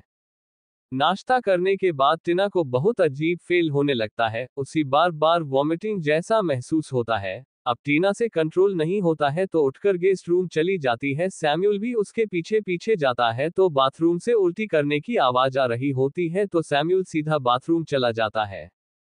सारे नौकर चर्चे प्रे करके वापस आ चुके हैं और अपने कामों में लग गए हैं। सैम्यूल टीना का पेट सहलाते हुए पूछता है, यूं अचानक उल्टी क्यों होने लगी? टीना जवाब देती है, मुझे 2-3 दिन से ऐसा ही हो रहा है और हल्का पेट में भी पेन होता है। ये सुनते ही सैम्यूल गुस्से में बोलता है, तो तुमने मुझे बताया क्यों नहीं और तुम इतना डॉक्टर क्यों नहीं दिखाया? टीना बोलती हो, मुझे लगा सिर्फ गैस होगा इसके लिए मैंने इग्नोर कर दिया। ये सुनते ही सैम्यूल टीना का हाथ पकड़ता है और तुरंत ही हॉस्पिटल के लिए निकल जाता है। रिचर्ड रेडी होकर आता है तो रुबीना और रिचर्ड नीचे आते हैं। सिर्फ माइकल और आहान को देखकर पूछते हैं, सैम्यूल और टीना चले गए? माइकल बोलते हैं, पता नहीं। सैम्यूल थोड़ा गुस्से में लग रहा था कि ना कहां पकड़कर खींचते हुए लेकर जा रहा था। मैंने पूछने की कोशिश करी पर वह कुछ नहीं बोला। ये सुनकर रिचर्ड सिर्फ हाँ में सर हिलाता है। रिचर्ड विशाल को देखकर कड़क आवाज में पूछता है, डॉक्टर तुम्हें कहाँ ड्रॉप करना है? ये सुनकर विशाल बोलता है, मिस्टर विलियम्स आपको जहां अच्छा लगे वहां मुझे ड्रॉप कर दीजिए। ये सुनकर रिचर्ड बोलता है, मुझे तुम्हें नर्क में ड्रॉप करने का मन कर रहा है। विशाल हंसते हुए रिचर्ड की बात का जवाब देता है, मिस्टर विलियम्स मुझे इतनी खूबसूरत जगह जाने का बिल्कुल भी दिल बिल्कुल नहीं कर रहा है, इसलिए आप मुझे हॉस्पिटल ही ड्रॉप कर दीजिए। विशाल की बात सुनकर रिचर्ड घर से निकलता है। उसके पीछे बाकी सब भी अपने कामों के लिए निकल जाते हैं। दूसरी तरफ विलियम्स हॉस्पिटल, सैम्यूल टीना को फिजिशियन के पास लेकर आता है। फिजिशियन तीनों को चेक करने के बाद बोलता है, मेरे हिसाब से आप एक बार गायकोलॉजिस्ट के पास जाकर चेक करा लीजिए, वह आपको प्रॉपर आंसर करेंगे कि आपकी वाइफ को क्या प्रॉब्लम है। ये सुनकर सैम्यूल टीना को लेकर गायकोलॉजिस्ट के पास लेकर जाता है। दोनों लाइन में बैठकर अपने नंबर का इंतजार कर रहे होते हैं तो अचानक से सैम्यूल को जाना पहचाना चेहरा दिखाई देता है। इतने में ही दोनों को डॉक्टर के केबिन में बुलाती है। चैप्टर 146 जस्ट किल मी। हेलो एवरीवन, स्टोरी लिखने से पहले मैं आप लोगों से एक बात शेयर करना चाहती हूँ। मैं अब ये स्टोरी फिनिश करने जा रही हूँ। मुझे पता है कि आप लोगों को मेरी यह स्टोरी बहुत अच्छी लगी। मैं स्टोरी इसलिए फिनिश कर रही हूं कि मुझे इसके आगे कोई भी कॉन्सेप्ट परफेक्ट नहीं लग रहा है और मेरा बिल्कुल भी दिल नहीं है कि मैं इससे बहुत लंबी और बोरिंग स्टोरी बनाऊं। मैंने इतनी लंबी स्टोरी लिखी सिर्फ और सिर्फ आपके इतने अच्छे रिस्पांस की वजह से, पर अगर मैं अब इसे और लंबे करूंगी तो मुझे भी लिखने में बिल्कुल भी मजा नहीं आएगा और आपको भी पढ़ने में बिल्कुल मजा नहीं आएगा। इसलिए मैं सभी को बताना चाहूंगी कि मैं और 10 से 12 एपिसोड लिखूंगी, तो प्लीज जब तक आप मेरी स्टोरी पढ़ते रहिए और अपना प्यार मेरे स्टोरी पर बरकरार रखिए। चलिए अब मैं अपनी स्टोरी लिखना स्टार्ट करती हूँ। दूसरी तरफ विलियम्स हॉस्पिटल, सैम्यूल टीना को फिजिशियन के पास लेकर आता है। फिजिशियन तीनों को चेक करने के बाद बोलता है, मेरे हिसाब से आप एक बार गायकोलॉजिस्ट के पास जाकर चेक करा लीजिए, वह आपको प्रॉपर आंसर करेंगे कि आपकी वाइफ को क्या प्रॉब्लम है। ये सुनकर सैम्यूल टीना को लेकर गायकोलॉजिस्ट के पास लेकर जाता है। दोनों लाइन में बैठकर अपने नंबर का इंतजार कर रहे होते हैं तो अचानक से सैम्यूल को जाना पहचाना चेहरा दिखाई देता है। इतने में ही दोनों को डॉक्टर के केबिन में बुलाती है। दोनों केबिन में जाते हैं। डॉक्टर टीना को चेक करती है और सैम्यूल कुर्सी पर बैठकर इंतजार करता है। तभी नर्स कुछ फाइल्स टेबल पर रखकर जा रही होती है। तभी सैम्यूल की नजर फाइल्स पर उड़ती है और नाम पढ़कर चौंक जाता है। नर्स को रोककर पूछता है कि यह फाइल पर जो नाम लिखा है वो लेडी यहाँ कब से आ रही है। नर्स बोलती है, हम सॉरी मिस्टर, पर हम हमारी पेशेंट की निजी जानकारी किसी को नहीं देते हैं। नर्स की बात सुनकर सैम्यूल बोलता है, ये लेडी हमारी बहुत ही करीबी रिश्तेदार है, प्लीज मुझे बताए। नर्स बोलती है, ये लेडी 2 मंथ प्रेग्नेंट है और यह अपना अबॉर्शन करवाना चाहती है। ये सुनकर सैम्यूल कोई भी रिएक्शन नहीं देते हुए पूछता है, क्या कोई प्रॉब्लम है जिस वजह से अबॉर्शन करवा रही है। नर्स जवाब देती है, प्रेगनेंसी में तो कोई प्रॉब्लम नहीं है, शायद इसकी इनके फैमिली मेंबर बेबी नहीं चाहिए, शायद इसलिए वह भी बेबी को नहीं रखना चाहती होंगी, इसलिए आज उनका अबॉर्शन का डेट है। ये बोलकर नर्स केबिन से चली जाती है। सैम्यूल चुपचाप कुर्सी पर बैठा रहता है। टीना को चेक करके डॉक्टर आती है तो बोलती है, मिस्टर डिमेलो, आपकी वाइफ बिल्कुल ठीक है। आपकी वाइफ 1.5 मंथ प्रेग्नेंट है तो आपको उनका बहुत ज्यादा ध्यान रखना होगा। ये सुनते ही टीना का हाथ ऑटोमेटिकली उसके पेट पर चला जाता है। डॉक्टर की बात सुनते ही खुशी के मारे टीना का हाथ कस के पकड़ लेता है। डॉक्टर बोलती है, अभी सिर्फ उल्टी की दवाई दे रही हूँ, आप रेगुलर चेकअप कराने आते रहिएगा। डॉक्टर को थैंक यू बोलकर टीना और सैम्यूल डॉक्टर के केबिन से निकल जाते हैं। डॉक्टर के केबिन से बाहर निकलते ही सैम्यूल टीना को कसकर गले लगाते हुए उसका माथा चूम लेता है। टीना शर्मा टीवी बोलती है, तुम क्या कर रहे हो, हमें सब देख रहे हैं। सैम्यूल बोलता है, मैं अपनी वाइफ को गले से लगाए हुए हैं, इसमें सब देख रहे हैं तो देखने दो। सैम्यूल की बात सुनकर टीना शर्मा जाती है और बोलती है, वही कर चलना चाहिए, सबको बता देना चाहिए। या बोलकर सैम्यूल तुरंत ही टीना को लेकर हॉस्पिटल से निकल जाता है। गाड़ी में बैठते ही सैम्यूल सना जी को फोन लगाता है। सना एक ही दिन में फोन उठाती है और तो सैम्यूल बोलता है, मोम आप किधर हो। सना जवाब देती है, मैं तो अभी बाहर हूँ, तुम्हें कुछ काम है। सैम्यूल जवाब देता है, हाँ मुझे बहुत जरूरी काम है, आप जल्द से जल्द घर पहुंचे, मैं बस पहुंच रहा हूँ। ये सुनकर सना जी बोलती है, अभी थोड़ा खाना जरूरी है, मैं बहुत जरूरी काम से घर से बाहर निकली हूँ। सैम्यूल जवाब देता है, बहुत जरूरी काम है और अभी आपको आना ही होगा, प्लीज मैं मेरे घर पहुंचने से पहले आप घर पहुंच जाएगा, मुझे आपको बहुत जरूरी बात बतानी है। बेटे की जीत देखकर सना जी बोलती है, ठीक है, तुम्हारे पहुंचने से पहले मैं घर पहुंच जाऊंगी। ये सुनकर सैम्यूल खुश होते हुए थैंक यू बोलता है। सैम्यूल फोन कट करता है और गाड़ी स्टार्ट करता है। सैम्यूल गाड़ी बहुत ही स्लो ड्राइव करता है, जिसे देखकर टीना बोलती है, मैं आज ही घर पहुंचना है। सैम्यूल टीना को जवाब देते हुए बोलता है, मुझे पता है हमें आज ही घर पहुंचना है, पर मैं तेज ड्राइव करके अपने बेबी को खतरे में नहीं डाल सकता। ये सुनकर तीनों को अपना सर दीवार में मारने का दिल करता है। टीना बोलती है, तुम जिस स्पीड से चल रहे हो उस स्पीड से ज्यादा तेज तो बच्चे साइकिल चलाते हैं।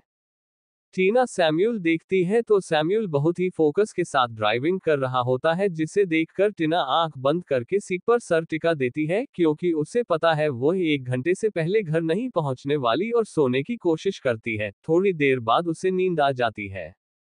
दूसरी तरफ विलियम्स को कॉर्पोरेशन रिजल्ट पेंडिंग फाइल्स को चेक करके साइन कर रहा होता है और राघव से इन दिनों के सारे अपडेट सुन रहा होता है। सारे अपडेट देने के बाद राघव बोलता है, आपके ऑप्शंस में शेयर होल्डर्स ने बहुत ही हंगामा क्रिएट किया, पर मैडम ने बहुत ही रब और इंटेलिजेंटली संभाल लिया और उन्होंने मिस्टर शॉ पर नजर रखने के लिए भी बोला था। राघव आगे बोलता है कि हमने जब मिस्टर शाह पर नजर रखा तो हमें पता चला कि वह हमारे बहुत सारे शेयर्स दूसरे नाम से खरीद रहे हैं और जिनके पास कम शेयर्स हैं उनको धमकाकर उनसे शेयर खरीदने की कोशिश कर रहे हैं। ये सुनकर रिचर्ड स्माइल करते हुए बोलता है, बस तुम मुझ पर नजर रखो और अपने आदमियों को बोलोगे सबके बारे में जानकारी निकालें और उन नेम्स के बारे में पता करो जिस नाम से मिस्टर शाह शेयर खरीद रहे हैं। जी सर बोलकर राघव केबिन से चला जाता है और रिचर्ड अपना काम करने लगता है। रिचर्ड काम कर रहा होता है तभी उसका फोन बजता है। फोन देखता है तो उस पर उसके पर्सनल बॉडीगार्ड का नाम शो कर रहा होता है। रिचर्ड फोन रिसीव करता है तो दूसरी तरफ से बॉडीगार्ड बोलता है, सर वह आपसे मिलना चाहती हैं। ये सुनकर रिचर्ड कोई जवाब नहीं देते हुए अपनी फाइल को कंटिन्यू पढ़ता रहता है। बॉडीगार्ड बॉस की कोई भी रिप्लाई ना सुनकर बस चुपचाप खड़ा रहता है। फाइल पूरी पढ़ने के बाद रिचर्ड जवाब देता है, अभी मेरा उससे मिलने का वक्त नहीं आया है और उस पर रहम खाने की कोई भी जरूरत नहीं है। बॉडीगार्ड रिचर्ड की बात सुनकर जी सर बोलकर हमें फोन रख देता है। बॉडीगार्ड की फोन रखते ही रिचर्ड अपना काम कंटिन्यू करता है।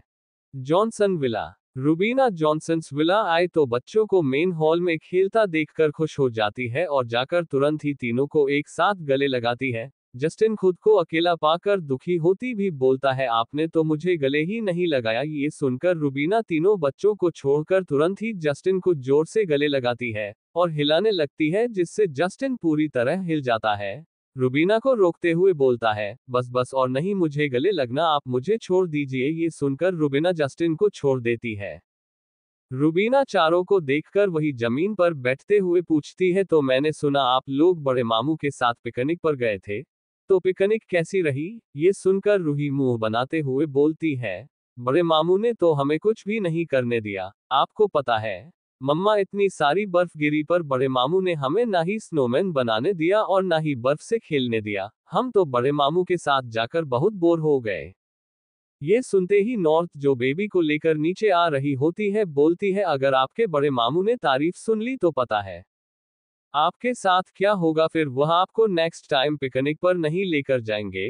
रूही मुंह बनाते हुए बोलती है, अच्छा होगा हमें वह कहीं ना ले जाए।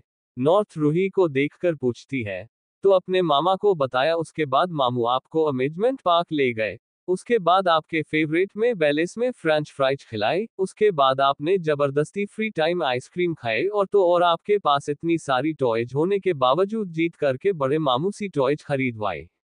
अपनी पोल खोलता देख रूही खेलने में बिजी हो जाती है। नॉर्थ और रूबीना को इग्नोर करती है। तीनों बॉयज रूही की हरकत देखकर हंसने लगते हैं। रूही तीनों को आंखें बड़ी करके घूमती है जिससे तीनों बिल्कुल चुप हो जाते हैं और खेलने लगते हैं। रूबीना रूही को देखकर हंसने लगती है। बच्चों को खेलता देख रूबीना भी नार्थ की बेटी के साथ खेलने लगती है। रूबीना नार्थ को देखकर बोलती है, तो नेम सेरेमनी कब रखने का प्लान बनाया? नार्थ जवाब देती है, डैड ने बोला है अभी सिर्फ फादर को बुलाकर नेम रखवा देंगे, अभी डर ने पार्टी रखने से मना किया है। जब तुम्हारी सास और ससुर बिल्कुल ठीक हो जाएंगे तब सबको अच्छी और बड़ी पार्टी देंगे। नॉर्थ की बात सुनकर रूबीना बोलती है, प्रॉमिस मोबाइल ठीक हो जाएंगे तो मैं अपने तरफ से बहुत बड़ी पार्टी थरू करूंगी हमारे लिटिल प्रिंसेस के लिए। ये सुनकर बेबी भी हाथ पैर चलाने लगती है, जिसे देखकर दोनों हंसने लगते हैं और बच्चे मगन से खेल रहे होते हैं। बेसमेंट में यशोदा को होश में आने के बाद फिर से वही टॉर्च स्टार्ट होता है। दर्द अभी यशोदा के बर्दाश्त से बाहर होता है। तब यशोदा चिल्लाते हुए बोलती है, तुम लोग मुझे एक ही बार में क्यों नहीं मार देते हो? एक ही बार मारकर काम खत्म करो। रोज अपनी टाइम और एनर्जी मुझ पर वेस्ट करने से तुम लोग को क्या फायदा मिल रहा है? डेम नोट्स जस्ट किल मी। यशोदा अपने पैर पटकती हुए बोलती है, मैंने बोला मुझे मार दो, तुम लोग सुन रहे हो? जस्ट किल मी।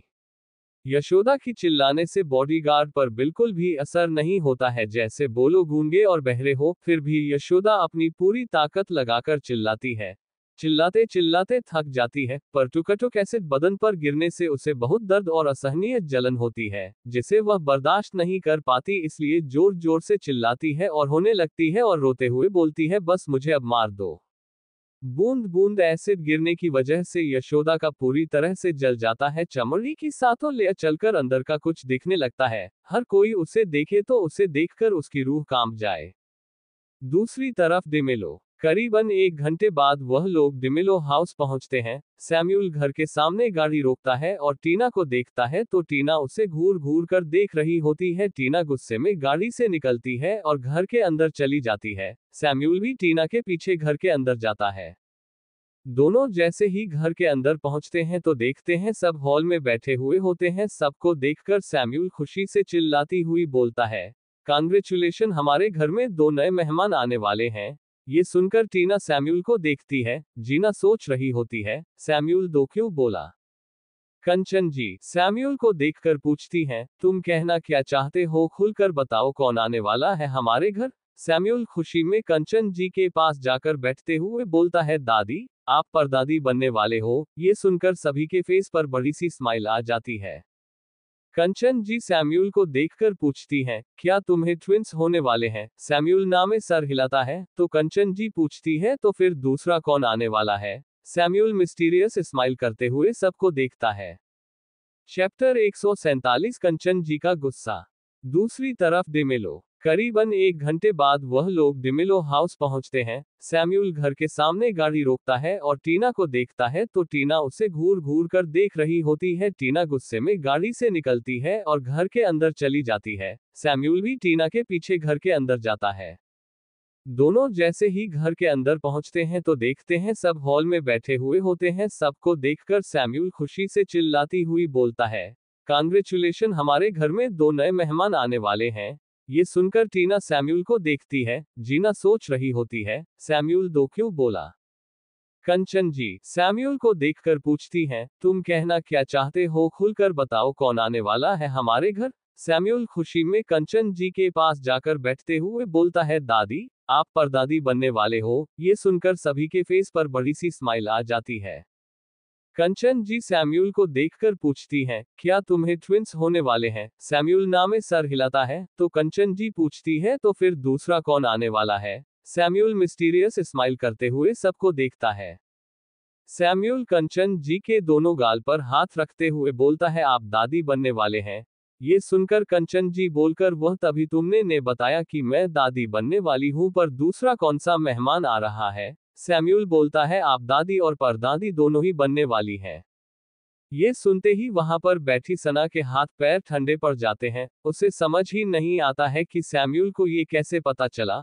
सैम्यूल सना की तरफ देखता है और स्माइल करता है, पर सना नर्वस होकर अपने उंगलियों से खेल रही होती है। उसकी हिम्मत नहीं हो रही होती है कि वह अपना फेस ऊपर करके सबको देखे। जब उसे पता चला तो उसे भी यकीन नहीं हुआ था।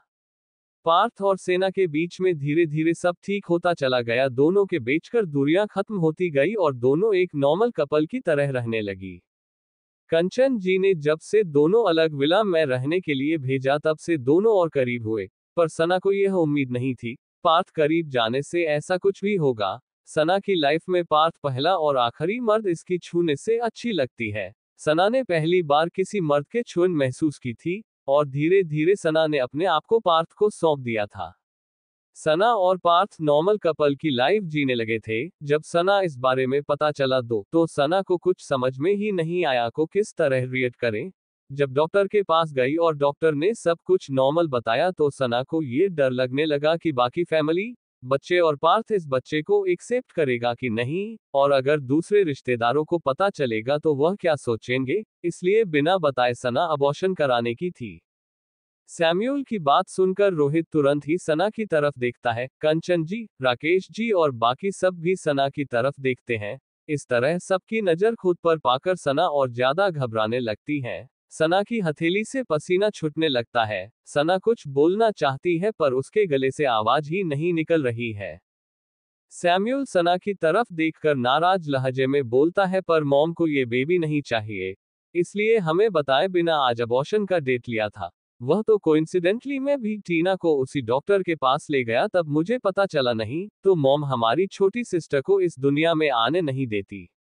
अभी डिमिलो विला के हॉल में सन्नाटा छाया होता है। कंचन जी रमेश जी को देखे बिना बोलती है, लगाओ तुम्हारी बेटियों को फोन और अभी की अभी उसे यहाँ आने के लिए बोलो। अपनी पत्नी की बात सुनकर रमेश जी तुरंत पार्थ को फोन लगाते हैं और जल्द से जल्द आने के लिए बोलते हैं। पार्थ ऑफिस में एक जरूरी मीटिंग में होता है। रमेश जी की बात सुनकर वह मीटिंग अधूरी छोड़कर घर के लिए निकल जाता है।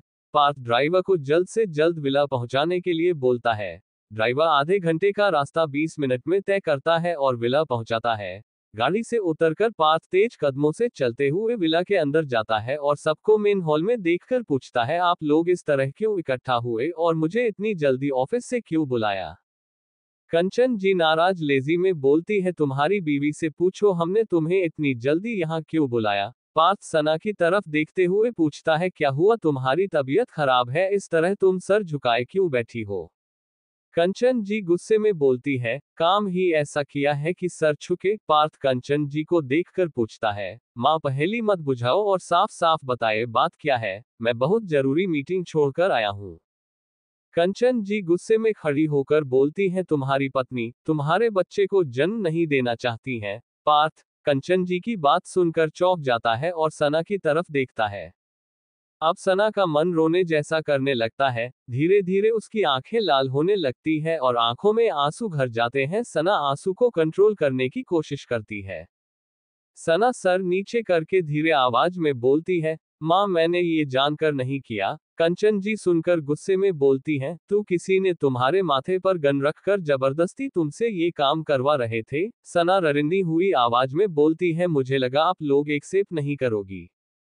कंचन जी आगे बोलने वाली होती है, तभी रमेश जी कंचन जी को शांत कराते हुए बोलते हैं, आप जरा शांत हो जाए वरना पोता या पोती देखने से पहले ही बिस्तर पकड़ लेगी। ये सुनकर कंचन जी चुपचाप सोफे पर बैठ जाती है।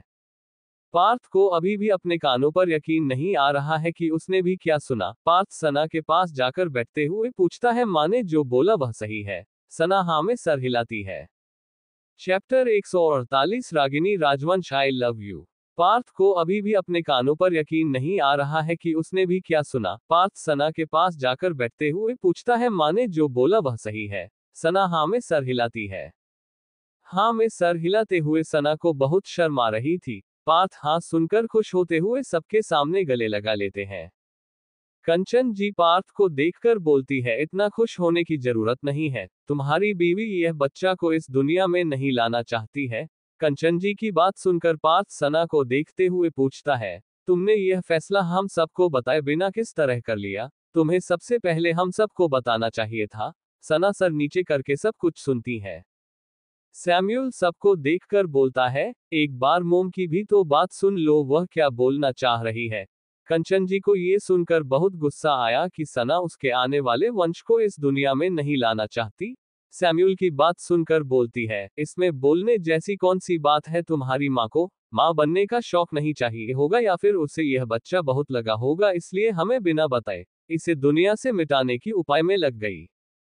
ये सुनते ही सुना के आंसू उसके बालों पर गिरने लगते, जिसे देखकर रोहित को बहुत गुस्सा आता है, तो वह गुस्से में कंचन की तरफ देखकर बोलता है, दादी आप गुस्से में उल्टा सीधा मत बोलिए, एक बार माँ की बात सुनी वह क्या बोलना चाह रही, आप जरा उनके पॉइंट ऑफ व्यू से भी सोचने की कोशिश करिए, उन्होंने ये कदम क्यों उठाया?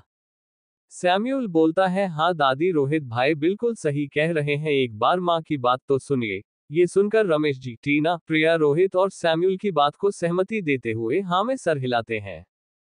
पार्थ सना का पीठ सहलाते हुए और आंसू पूछते हुए पूछता है, सना अब तुम बताओ तुमने ये कदम क्यों उठाया? सना पार्थ को देखकर बोलती है, मुझे लगा कि बच्चे और आप लोग एक्सेप्ट नहीं करेंगे, और जब सबको पता चलेगा तो आप सबको और बच्चों को मेरी वजह से ताना ना सुनने के लिए, और फिर मेरी एच भी तो। सना आगे कुछ बोलती से पहले कंचन जी गुस्से में बोलती है, तुम तो 80 साल की बुढ़िया होगी हो, इसलिए दुनिया को पता चलेगा तो वो तुम पर थू थू करेगी। रमेश जी कंचन जी को देखकर बोलते हैं, अच्छा ठीक है, इतना गुस्सा करने की क्या जरूरत है, हो गई गलती। अभी भी सना ने तो हमारे बारे में सोचा कि हमें किसी की बातें ना सुनी पड़े। कंचन जी रमेश जी को देखकर पूछती है, और कितने साल ही हमारे लिए जीना चाहती है? क्या इसका दिल नहीं करता कि वह अपने आप के लिए भी जिए? इतने सालों की कड़ी मेहनत और तपस्या के बाद उसको खुशी मिल रही है, तो वह खुशी को हमारे लिए इतनी आसानी से मिटाने के लिए तैयार है। अपने आप को क्या समझती है? दुनिया को खुश रखने का ठेका इसके ही सर पर है। ये सुनकर सब घरवाले कंचन जी को देखते हैं। कंचन जी की आंखें लाल होती है, वह अपने आंसू को निकलने से रोक रही होती है। कंचन जी सोफे से खड़ी होकर अपने कमरे में जाने लगती है, तभी सना कंचन जी के हाथ को पकड़कर कंधे पर सर रखकर सॉरी बोलती है। कंचन जी सना के कंधे पर मारते हुए बोलती है, बेवकूफ औरत, अब तेरे बच्चे बड़े हो गए, वो खुद अपनी जिम्मेदारी संभालने लायक होगा। देखकर बड़ा बेटा 2 बच्चे का बाप हो गया है, छोटा बेटा बच्चे का बाप बनने वाला है। अब तेरा टाइम हो गया है कि तो फिर मैं आऊंगी तो बच्चे रिटायरमेंट दे दे, समझी? अब अपनी जिंदगी के बारे में सोच। इतने सालों बाद तो मेरे बेवकूफ ने बेटे के तेरी कदर की, अब तो बच्चों का पीछा छोड़ अपने पति के पीछे पकड़। ये सुनकर सना शर्माते हुए हाँ में सर हिलाती है। सैम्यूल सबको देखकर मुंह बनाते हुए बोलता है, मुझे तो किसी ने कांग्रेचुलेशन बोला ही नहीं, आखिर मैं भी बाप बनने वाला हूँ। ये सुनकर टीना सैम्यूल को घूर कर देखती है, जैसे बोल रही हो, बेशर्म थोड़ी देर चुप नहीं रह सकते हो। पर टीना का सैम्यूल को घूर कर देखना उस पर कोई भी असर नहीं करता। रोहित सैम्यूल की बात सुनकर बोलता है, तूने कोई तीर नहीं मारा है या फिर कोई गोल्ड मेडल जीतकर नहीं लाए हो। रोहित की बात सुनकर सैम्यूल उसे घूर कर देखते हुए बोलता है, तुमने भी कोई महान काम नहीं किया था। सैम्यूल यह बोलकर टीना को कमरे में लेकर जा ही रहा होता है, तभी कंचन जी सैम्यूल को रोकते हुए बोलती है, अब तुम इसे कहाँ ले जा रहे हो। सैम्यूल बोलते हैं, मेरी बीवी बैठे बैठे थक गई है, मैं उसी कमरे में आराम करवाने जा रहा हूँ। ये सुनकर कंचन जी बोलती है, अभी टीना कहीं नहीं जाएगी। कंचन जी टीना को देखकर बोलते, जाकर तुम अपनी जगह पर बैठ जाओ। कंचन जी की बात सुनकर तुरंत ही टीना सैम्यूल का हाथ छोड़ती है और सोफे पर जाकर बैठ जाती है। कंचन जी अपनी पर्सनल मैन को बुलाती है, उसके कान में कुछ बोलती है। जी मैडम बोलकर सुनीता तुरंत एक और नौकर को बुलाती है और कंचन जी की कमरे की तरफ चली जाती है। थोड़ी देर बाद नौकरानी कंचन जी के सामने 3 थाल लेकर आती है। कंचन जी सना, प्रिया और टीना को एक लाइन में खड़ा होने के लिए बोलती है। प्रिया रोहित को देखती है तो रोहित जाने का इशारा करता है।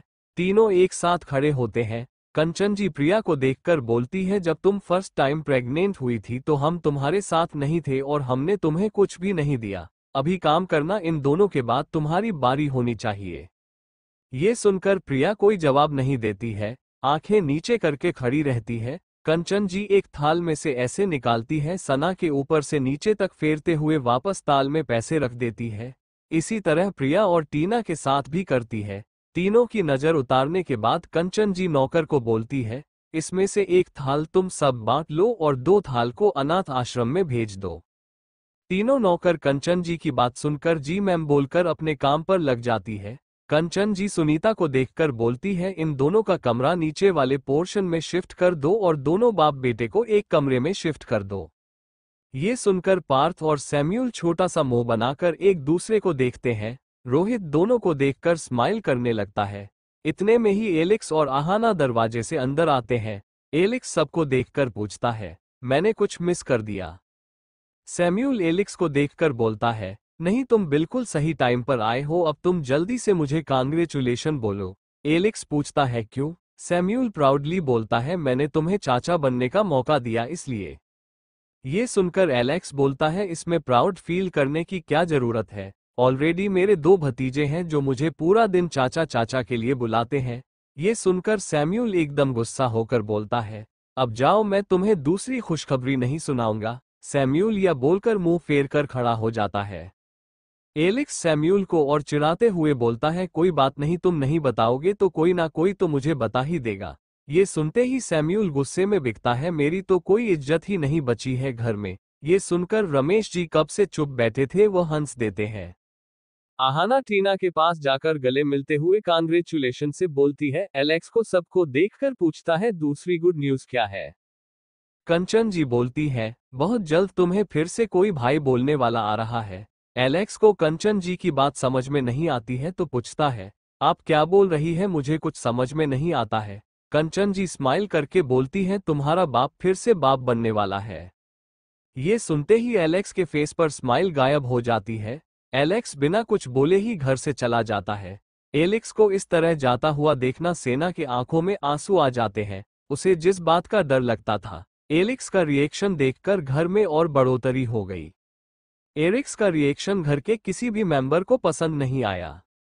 दूसरी तरफ रागिनी का हॉस्पिटल। रागिनी अभी तुरंत ही अपने मरीजों को चेक करके फिर से अपने केबिन में आकर बैठी। इतने में ही धड़ाम से उसके केबिन का दरवाजा खुलता है और रियान गुस्से में केबिन के अंदर आती हुए रागिनी के सामने खड़ा होकर गुस्से में बोलता है, मैंने जब तुम्हें मना कर दिया कि तुम उससे एंगेजमेंट नहीं करोगी तो फिर तुमने उसके साथ जाकर एंगेजमेंट रिंग किस तरह खरीदनी है? रागिनी रियान की बातों कोई भी जवाब नहीं देती है, आंख बंद करके आराम कर रही होती है। रागिनी का जवाब ना पाकर रियान गुस्से में उससे कुर्सी से उठाता है और बोलता है, मैं तुमसे कुछ पूछ रहा हूँ। रागिनी आंख खोलकर रियान से अपना हाथ छुड़ाते हुए रियान से बोलती है, देखो रियान, मेरे पास तुम्हारे बेतुकी बातों के लिए कोई जवाब नहीं है। और रही एंगेजमेंट की बात तो ये बड़े तय कर चुकी है और मेरे पास ना बोलने के लिए कोई ऐसा वजह नहीं है और ना ही मेरे लाइफ में कोई ऐसा है जिसके लिए मैं ना बोलूं। और तुम मुझ पर गुस्सा दिखाने से अच्छा अपने भाई को रोक सकते हो तो रोक लो।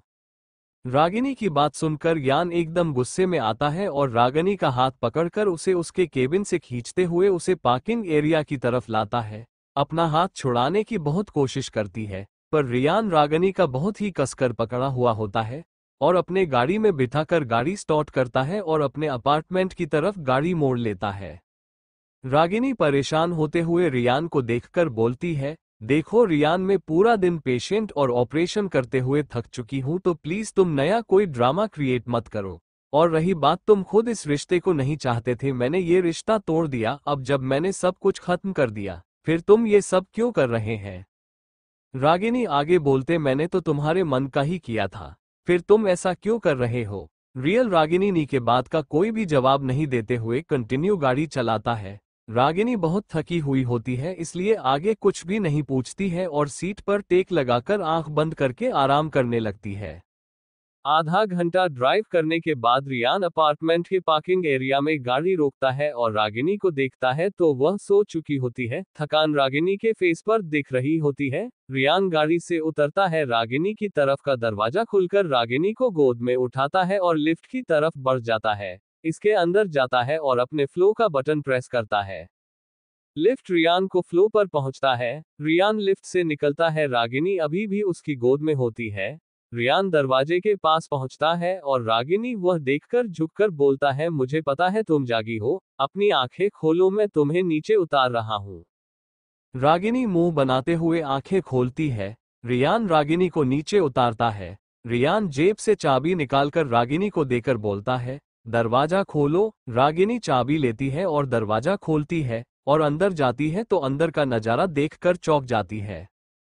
पूरा हॉल रेड, ब्लून और व्हाइट रोज से सजा हुआ होता है। एक साइड बहुत बड़ी और खूबसूरत सी फोटो फ्रेम लगी हुई होती है। रागिनी पीछे मुड़कर रियान को देखती है तो रियान रागिनी का हाथ पकड़कर बोलता है, रागिनी राजवंश, तुम्हारे जाने के बाद मुझे ऐसा हुआ कि मैं 5 सालों में तुमसे प्यार करने लगा था।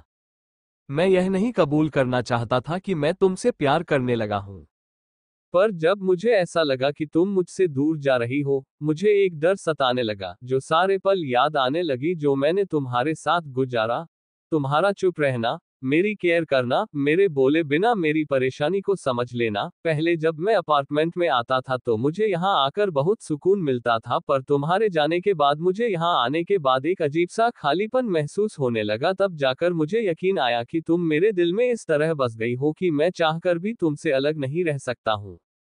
रागिनी, क्या तुम पिछली बातों को भुलाकर मुझे अपनी जिंदगी में शामिल होने का एक और मौका दोगी। मैं तुमसे वादा करता हूँ, मैं हर मुमकिन कोशिश करूंगा तुम्हें खुश रखने का, तुम्हारी हर एक सपने पूरे करने का। तुम जो बोलोगी मैं वह करूंगा। रियान दोनों घुटनों का बैठकर रागिनी को देखते हुए बोलता है, रागिनी राजवंश, I love you, will you marry me. Ragini बिना कुछ बोले रियान की बातें सुन रही होती है। तभी रियान को पीछे से आवाज आती है, जल्दी से हाँ बोल दो वरना कहीं ये फिर अपना मन ना बदल दो। ये सुनकर रागिनी सर उठाकर देखिए तो राजवंश परिवार और रघुवंशी परिवार खड़े होते हैं। रियान के डेट आगे आकर बोलते हैं, बेटा जल्दी से हाँ बोल दो, नहीं तो हमारी सारी मेहनत बेकार चली जाएगी। ये सुनकर रागिनी के पापा आगे आते हैं और रियान के पापा के हाथ में चुट्टी काटते हुए चुप रहने का इशारा करते हैं। रागिनी अपने पापा को देखकर बोलती है, पर पापा मैं हाँ किस तरह बोल दूं? अगर शिल्पा वापस आए और उसके दिल में फिर से उसके लिए प्यार जागा और फिर इसने मुझे छोड़ दिया तो? ये सुनकर हमको बिल्कुल अच्छा नहीं लगता है और रियान बोलता है, मैं प्रॉमिस करता हूँ मैं तुम्हारे अलावा किसी और से प्यार कर ही नहीं सकता हूँ। ये 6 महीने तुमसे अलग रहकर ऐसा महसूस हुआ कि मैं सदियों से अकेला हूँ और तुम्हें छोड़कर वह जिंदगी में नहीं जीना चाहता हूँ। ये सुनकर रागिनी बोलती, अगर तुमने मुझे चीट करने की कोशिश की, अब प्रॉमिस ऐसा इंजेक्शन लगाऊंगी कि जिंदगी भर पैरालाइज होकर बिस्तर पर पड़े रहोगे। रागिनी की बातें सुनकर रियान हंसते हुए सुनकर हाँ में सर हिलाता है। रियान तुरंत ही रागिनी को कसकर गले लगा लेता है। ये देखकर राजवंश फैमिली और रघुवंशी फैमिली तुरंत ही अपार्टमेंट से बाहर निकल जाते हैं और दोनों को अपना प्राइवेट मोमेंट एंजॉय करने देते हैं। अपार्टमेंट के बाहर जीवन जी खुशी के मारे डांस कर रहे होते हैं, तभी रंजीत जी बोलते हैं, इतनी जोश में डांस मत कर वरना हड्डी जहां अकड़ी बेटी की शादी व्हीलचेयर पर देखनी पड़ेगी। जीवन जी मुंह बनाते हुए बोलते हैं, इतने महीनों की प्लानिंग आज जाके सक्सेसफुल हो ही गया। रंजीत जी बोलते हैं, इस बात का क्रेडिट तुझे सुमित को देना चाहिए। अगर वो हमें आइडिया नहीं देता शिल्पा को का पसंदीदा ऑप्शन चुनने का तो हम यहाँ तक नहीं पहुँच पाते। जीवन जी अफसोस जताते हुए बोलते हैं, बुड्ढे को भी गोली लगी थी, नहीं तो आज फिर हम तीनों मिलकर बहुत पार्टी करते हैं। रंजीत जी बोलते हैं, चलो हॉस्पिटल सके उसे इस बात की खुशखबरी देते हैं। पीछे दोनों फैमिली जीवन जी रंजीत जी की बातें सुनकर शॉक्ड होकर मुस्कुरा रहे होते हैं। रंजीत जी और जीवन जी हॉस्पिटल के लिए निकल जाते हैं, बाकी फैमिली अपने अपने घर के लिए निकल जाती है। कंपार्टमेंट के अंदर रियान रागनी को कसकर गले लगाया हुआ होता है। रियान रागनी को देखते उसके माथे को चुनता है और अपनी पॉकेट से एक छोटा सा बॉक्स निकालकर रागिनी के सामने खोलता है। उसमें बहुत प्यारा सा एक डायमंड का कपल रिंग होता है। रियान बोलता है, हम दोनों की ऑफिशियल एंगेजमेंट तो पार्सल पहले ही हो चुकी है, पर आज हम दोनों पर्सनली एक लव वर्ड की तरह अपने प्यार भरी जिंदगी की शुरुआत आपसे करेंगे। ये बोलकर रियान रागनी को अंगूठी पहनाता है। रागिनी भी रियान को अंगूठी बनाती है। अंगूठी पहनाते हुए रागिनी की आंखों में आंसू आ जाते हैं, पर रागिनी खुद को कंट्रोल करते हुए आंसुओं को बहने नहीं देती है। रागिनी जैसे ही रियान को अंगूठी बनाती है, रियान रागिनी के हाथों को चूम लेता है। रागिनी अपने इमोशंस को कंट्रोल नहीं कर पाती है और उसकी आंखों से आंसू उसकी गालों पर लुढ़क जाते हैं। रियान जैसे ही रागिनी के गालों पर आंसू देखता है, प्यार से उसकी गालों को पूछते हुए बोलता है, तुम्हारे ये आंसू आज आखिरी बार बह रहे हैं। आई प्रॉमिस मैं हर एक मुमकिन कोशिश करूंगा कि कभी तुम्हारी आंखों से आंसू नहीं गिरे। ये सुनते ही रागिनी जियन को गले लगा लेती है। दोनों कितनी देर तक एक दूसरे को गले लगाए रहते हैं। रागिनी की आंखों के आंसू थमने के नाम ही नहीं ले रहे हैं, क्योंकि उसकी इतने सालों की अधूरी मोहब्बत आज फाइनली पूरी हो गई। आज फाइनली दिया हमको उससे मोहब्बत हो ही गई, जिस चीज का वह पता नहीं कितने सालों से इंतजार कर रही थी। रागिनी ने एक पॉइंट पर आकर रागिनी ने उम्मीद छोड़ ही दी कि वह कभी जियान के दिल में अपनी जगह बना पाएगी कि नहीं। उसे यकीन हो गया था कि रियान उसका कभी नहीं हो सकेगा। आज जिस तरह दिया मैं आपसे प्रपोज किया, वह अपने इमोशंस को बिल्कुल भी कंट्रोल नहीं कर पा रही है और लगातार रोए जा रही है। रियान प्यार से रागिनी के पीठ को सहला रहा है। चैप्टर 149 इमोशनल सना। रियान जैसे ही रागिनी के गालों पर आंसू देखता है, प्यार से उसकी गानों को पूछते हुए बोलता है, तुम्हारे ये आंसू आज आखिरी बार बह रहे हैं। आई प्रॉमिस मैं हर एक मुमकिन कोशिश करूंगा कि कभी तुम्हारी आंखों से आंसू नहीं गिरे। ये सुनते ही रागिनी जियन को गले लगा लेती है। दोनों कितनी देर तक एक दूसरे को गले लगाए रहते हैं। रागिनी की आंखों के आंसू थमने के नाम ही नहीं ले रहे हैं, क्योंकि उसकी इतने सालों की अधूरी मोहब्बत आज फाइनली पूरी हो गई। आज फाइनली दिया हमको उससे मोहब्बत हो ही गई, जिस चीज का वह पता नहीं कितने सालों से इंतजार कर रही थी। रागिनी ने एक पॉइंट पर आकर रागिनी ने उम्मीद छोड़ ही दी कि वह कभी जियान के दिल में अपनी जगह बना पाएगी कि नहीं। उसे यकीन हो गया था कि रियान उसका कभी नहीं हो सकेगा। आज जिस तरह रियान ने प्रपोज किया, वह अपने इमोशंस को बिल्कुल भी कंट्रोल नहीं कर पा रही है और लगातार रोए जा रही है। रियान प्यार से रागिनी के पीठ को सहला रहा है। रियान रागिनी को देखकर कुछ नहीं बोलता है, बस अपने होंठ लगने के होठों से लगाकर बहुत ही सॉफ्टली किस करने लगता है।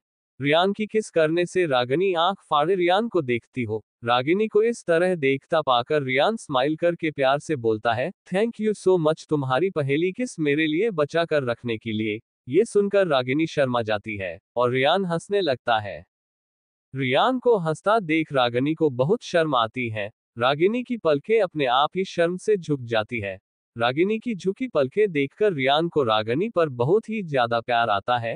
रियान रागिनी के माथे को चूमते हुए उसे कसकर गले लगा लेता है। हॉस्पिटल। रंजीत जी और जीवन जी दोनों सुमित के वार्ड में आकर सुमित को जैसे ही गले लगाने जाते हैं तो नर्स रोकते हुए बोलती है, सर अभी पेशेंट के भाव भरे नहीं, आप इस तरह गले नहीं लग सकती। ये सुनकर रंजीत जी सुमित जी को देखकर बोलते हैं, बुड्ढे तुझे अभी गोली खानी थी, इतनी बड़ी खुशखबरी मुझे तुझे गले लगाए बिना ही बतानी पड़ेगी। ये सुनकर सुमित जी नर्स को इशारे से अपने पास बुलाते हैं और अपना बेड थोड़ा ऊपर करवाते हैं। सुमित जी रंजीत जी को अपने पास बुलाते हैं। रंजीत जी खुशी खुशी सुमित जी के पास जाते हैं तो सुमित जी थोड़ा सा ताकत लगाकर थप्पड़ मारते हुए धीरे आवाज में बोलते हैं, बेशर्म कहीं का बुढ़ा हो गया है पर अभी तक जवान पर लगाम नहीं आई है। सुमित जी रंजीत को थप्पड़ मारते हैं तो जीवन जी की हंसी छूट जाती है। रंजीत जी जीवन जी को घूर कर देखते हुए बोलते हैं, तुझे बहुत मजा आए मुझे थप्पड़ लगा तो। जीवन जी बोलते हैं, कितनी बार तो समझाया है कि जो मन में वह मत बोल दिया कर, तू हम में से किसी की भी बात सुने तब ना, पर तू सुनता ही नहीं है। जीवन जी की ज्ञान भरी बातें सुनकर रंजीत मुंह बनाते हुए बोलता है, शुक्र मनाओ आज मेरा मूड अच्छा बनना तो अभी तुरंत मैं रिश्ते से इनकार कर देता। ये सुनकर सुमित जी और जीवन जी हंसने लगते हैं। रंजीत जी मिलाकर दोनों के सामने हाथ बांधकर बच्चों की तरह बैठ जाते हैं। कमरे के बाहर खड़ी नस तीनों की बचकानी हरकत को देखकर स्माइल करते हुए सोचती है, दोस्ती भी बहुत खूबसूरत रिश्ता है। इंसान कितना ही बुढ़ा क्यों ना हो जाए, अपने दोस्त के सामने वो खुलकर जीता है। आईसीयू कावेरी जी जब होश में आती है और धीरे धीरे अपनी आंखें खुलती है तो उसे अपने अगल बगल सब कुछ वाइट नजर आता है। कावेरी जी कैसा महसूस हो रहा है कि वह कितनी ही लंबी नींद के बाद जागी है। कावेरी जी अपनी गर्दन घुमाकर देखती है तो उसके अगल बगल मशीन होता है और उसके फेस पर ऑक्सीजन पाइप लगा हुआ पाती है। आईसीयू में जब नज आती है और कावेरी जी को होश में देती है तो तेरा थी डॉक्टर को बुलाने के लिए जाती है। डॉक्टर तुरंत ही केबिन से आईसीयू की तरफ आकर कावेरी जी को चेक करता है और नर्स को पेशेंट के फैमिली मेंबर को इन्फॉर्म करने के लिए बोलते हैं। जी सर बोलकर नर्स रिचर्ड के असिस्टेंट को कॉल लगाकर इनम करती है कि मिसेस विलियम्स को होश आ गया है। आईसीयू में डॉक्टर कावेरी जी को चेक करते हैं और उनसे कुछ सवाल पूछते हैं। काबिल जी हर एक सवाल का हाँ या ना में सर हिलाकर जवाब देती है। कमजोरी की वजह से कागजी जैसा फेस बहुत पीला हो चुका है, उनकी वॉट्स की हुई है जिसे देखकर किसी को भी उन पर बहुत ममता आए। डॉक्टर की इन्फॉर्म करने के करीबन 10 मिनट के अंदर रिचर्ड, रुबीना बच्चे और जॉनसन फैमिली, राकेश जी, कंचन जी, एंथनी जी, काव्य और सिद्धार्थ जी और उनकी वाइफ हॉस्पिटल पहुंचते हैं। इतने सारे लोग को देखकर चौंक जाते हैं। डॉक्टर सबको देखकर बोलते हैं, मिसेस विलियम्स को होश आ गया, ने चेकअप कर लिया है। मिसेस विलियम्स की हेल्थ रिपोर्ट अच्छी है, ऑपरेशन में किसी भी तरह का इन्फेक्शन नजर नहीं आ रहा है। हम उन्हें एक रात और आईसीयू में रखे, उसके बाद कल सुबह उन्हें वार्ड में शिफ्ट कर देंगे। ये सुनकर वहां पर खड़े सारे लोग राहत की सांस लेते हैं। रिचर्ड डॉक्टर को देखकर बोलता है, आप मॉम को डेट के बगल वाले कमरे में ही शिफ्ट कीजिएगा। डॉक्टर रिचर्ड की बात सुनकर जी सर बोलकर अपने केबिन में चला जाता है। रिचर्ड सबको देखकर बोलकर, थैंक यू सो मच, आप लोग यहाँ पर आए। अपना आप लोग भी आराम कीजिए, हमारे लिए वजह से आप सभी को भी इतना सब कुछ सहना पड़ा। रमेश जी रिचर्ड की बात सुनकर बोलते हैं, हमारे खानदानों की दोस्ती 10 या 20 साल की नहीं 2 पीढ़ी की है। तुम थैंक यू बोलकर हमें शर्मिंदा कर रहे हो। कंचन जी बोलती है, अब तुम भी थोड़ा सुकून की सांस लो, अब तुम्हारे मॉम डैड दोनों बिल्कुल अच्छे हो जाएंगे। रिचर्ड कंचन जी की बात सुनकर हाँ में सर हिलाती है। सभी लोग कंचन जी और सुमित जी को मिलने के बाद अपने अपने घर के लिए निकल जाते हैं। रिचर्ड अभी भी एसी के बाहर खड़ा होकर अपनी मां को देख रहा होता है। रुबीना रिचर्ड का हाथ पकड़े उसके साथ ही खड़ी होती है। रिचर्ड रुबीना को प्यार भरी नजरों से देखता है, उसके कंधे पर हाथ रखकर सहलाते हुए थैंक यू बोलता है। रिचर्ड रुबीना के कंधे पर सर रख के हंसते हुए बोलती है, बहुत सालों बाद रिचर्ड विलियम्स के मुंह से थैंक यू और सॉरी सुना है मैंने।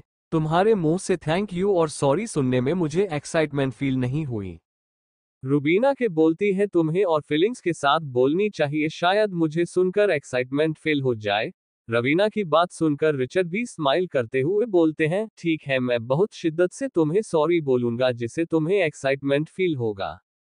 ये बोलकर रिचर्ड रुबीना को देखता है, दोनों एक दूसरे को देखकर स्माइल करते हैं और एक दूसरे की आंखों में खो जाते हैं। सुमित जी नस को बहुत जिद करते हैं कि उन्हें कावेरी जी से मिलना है, पर उनकी बात ना मानकर उन्हें कावेरी जी से मिलने नहीं देती है, जिससे सुमित जी गुस्सा होकर टेबल पर रखी सारी चीजें हाथ मारकर तोड़ देते हैं। रंजीत जी और जीवन जी सुमित को समझाने की कोशिश करते हैं पर वह नहीं समझता है और नस को देखकर गुस्से में बोलते हैं, मुझे अभी के अभी कावेरी से मिलने के लिए ले चलो। नस सुमित जी समझाते हुए बोलती है, सर आप समझने की कोशिश करिए, आपकी कंडीशन अभी व्हीलचेयर पर बैठने जैसी नहीं है और अभी आपके घाव नहीं भरे हैं। अगर आप अभी जाने की जिद करेंगे तो आपके ऑपरेशन पर असर पड़ेगा। सुमित जी नर्स की बात सुनकर गुस्से में टेबल पर हाथ मारते हैं, जिस वजह से गांव की मसल्स के खींचाते हैं और दर्द की मारी उनकी मुंह से आह निकल जाता है, जिसे देखकर नर्स डर जाती है और तुरंत ही डॉक्टर को बुलाने के लिए जाती है। डॉक्टर रिचर्ड को इन्फॉर्म करने के लिए आता है तो रिचर्ड और रुबीना को इस तरह दूसरे में खोया देखकर सोचता है कि उन्हें बताएं कि ना बताएं। डॉक्टर हिम्मत करके सर बोलता है, जिससे रिचर्ड का ध्यान टूटता है। वो डॉक्टर की तरफ देखता है। डॉक्टर सर झुकाकर बोलता है, सर मिस्टर विलियम्स गुस्से में सामान तोड़ रहे हैं। डॉक्टर आगे बोलता है, सर अगर इसी तरह हाई पर रहे थे उनका बीपी हाई हो सकता है और स्टिच भी खुल सकते हैं। डॉक्टर की बात सुनकर रिचर्ड तुरंत ही सुमित जी की वार्ड की तरफ जाते हैं। जब रिचर्ड और रुबीना सुनील जी के कमरे में पहुंचते हैं तो देखते हैं समझे दर्द से कराह रहे होते हैं। रिजल्ट सुमित जी को देखकर बोलता है, डेड आप इतना गुस्सा क्यों कर रहे हैं? आपको पता है कि आपके जख्म अभी सूखी नहीं है। अगर इस तरह गुस्सा होंगे और ज्यादा एक्टिव होंगे तो आपके मसल्स और आपके ऑपरेशन में दिक्कत आ सकती है। फिर भी आप इतना गुस्सा कर रहे हैं। सुमित जी रिचर्ड को देखकर बोलते हैं, मुझे कावेरी से मिलना है। रिचर्ड नर्स के हाथ से नैपकिन लेकर सुमित जी के माथे के पसीने को पूछते हुए बोलता है, मॉम अभी बिल्कुल ठीक है, अभी आईसीयू में है, कल सुबह वो आपके बगल वाले रूम में शिफ्ट हो जाएंगे। मैं डॉक्टर से बोलकर एक्स्ट्रा बेड वहां पर लगवा दूंगा तो आप भी वहीं पर शिफ्ट हो जाएगा। रिचर्ड की बात सुनकर सुमित जी शांत होते हैं और हाँ में सर हिलाती है। रिचर्ड और रुबीना सुमित जी के पास बैठते हैं। नर्स सुमित जी को पेन किलर और नींद की दवाई देते हैं। दवाई लेने के बाद थोड़ी देर में सुमित जी को नींद आने लगती है। सुमित जी के सो जाने के बाद नर्स रंजीत जी, जीवन जी और रिचर्ड और रुबीना को देखकर बोलती हैं, सर मैम अब आप लोग जा सकते हैं। सर सो चुके हैं, अब आप लोग को टेंशन लेने की जरूरत नहीं है। पेशेंट को अब सोने दीजिए। नर्स की बात सुनकर सब धीरे धीरे कमरे से निकल जाते हैं और नर्स भी आगे वाले रूम में आकर बैठ जाती है। दूसरी तरफ कार में काव्या चुपचाप रोनी की बगल वाली सीट पर बैठी होती है। थोड़ी देर इसी तरह बैठे रहने के बाद काव्या पूछती है, तुम मुझे कहाँ ले जा रहे हो? रोनी तिरछी स्माइल करते हुए बोलता है, सूचना तुम्हें सेल करके थोड़ी पैसे कमा लिया जाए। रोनी की बात सुनकर काव्या उसे आंख फाड़ कर देखती है। काव्या का रिएक्शन देखकर रोनी हंसने लगता है। रोनी को हंसता हुआ देखकर काव्या समझ जाती है कि रोनी उससे टिस कर रहा है। काव्या थोड़ी सख्त लहजे में बोलती है, डोंट वरी, मुझे खरीद कर अपने पास रख सके इतना जिगरा किसी में नहीं है। काव्या की बात सुनकर रोनी बोलता है, मैं तो मजाक कर रहा था, तुम तो सीरियस ही हो गई। रोनी की बात सुनकर काव्या हंस देती है। हंसते हुए काव्या के दोनों गालों पर डिंपल पड़ता है, जिससे काव्या और ज्यादा क्यूट लगती है। रोनी काव्या की स्माइल को देखता ही रह जाता है। रोनी काव्या को देखकर बोलता है, वैसे मैं तुम्हें डिनर पर ले जाने का सोच रहा था, क्योंकि अब हमारी शादी तो 2 महीने के लिए पोस्टपोन हो गई है, तो क्यों ना थोड़ा एक दूसरे को जान लिया जाए, एक दूसरे के साथ टाइम बिताकर पसंद नापसंद को जान ले। रोनी काव्या तरफ देखकर स्माइल करते हुए पूछता है, मैडम क्या आपको मेरी यह बात मंजूर है? काव्या रोनी को सेम एटीट्यूड में जवाब देती है, सर हमें आपकी बात मंजूर है। काव्या की बात सुनकर रोनी स्माइल करके काव्या की तरफ फोन बढ़ाते हुए बोलता है, nice to meet you miss, my name is Ronnie Johnson. Kavya Ronnie से हैंड शेक करते हुए बोलती है, hello my name is Kavya D'Souza. Hand shake करने के बाद दोनों खिलखिला के हंस देते हैं। रोनी गाड़ी की स्पीड बढ़ाकर एक बहुत ही खूबसूरत ओपन एयर रेस्टोरेंट के पार्किंग एरिया में गाड़ी रुकता है। दोनों गाड़ी से उतरते हैं और रेस्टोरेंट्स अंदर जाते हैं। अंदर जाने के बाद काव्या को रेस्टोरेंट का थीम बहुत ही ज्यादा पसंद आता है। रानी काव्या के फेस पर स्माइल देखकर उसका एक, तुम्हें यहाँ का थीम कैसा लगा? काले जवाब दे कि यहाँ का थीम बिल्कुल परफेक्ट है। पूरा एरिया गार्डन की तरह सजा हुआ होता है। वहां पर अलग अलग तरह के फूल होते हैं। कपल सीट होती है, उसके अगल बगल में खूबसूरत गुलाबों के पौधे होते हैं। हर कपल सीट के बगल में अलग अलग तरह के खूबसूरत पौधे होते हैं, जो वहां के माहौल को बहुत ही ज्यादा रोमांटिक और स्पेशल बनाते हैं। तभी मैनेजर आता है और रोने के सामने जोकर वेलकम बोलता है। रोनी काव्य के सामने हाथ बढ़ाता है। काव्य रोनी के हाथ में हाथ डालकर मैनेजर के पीछे चल देते हैं।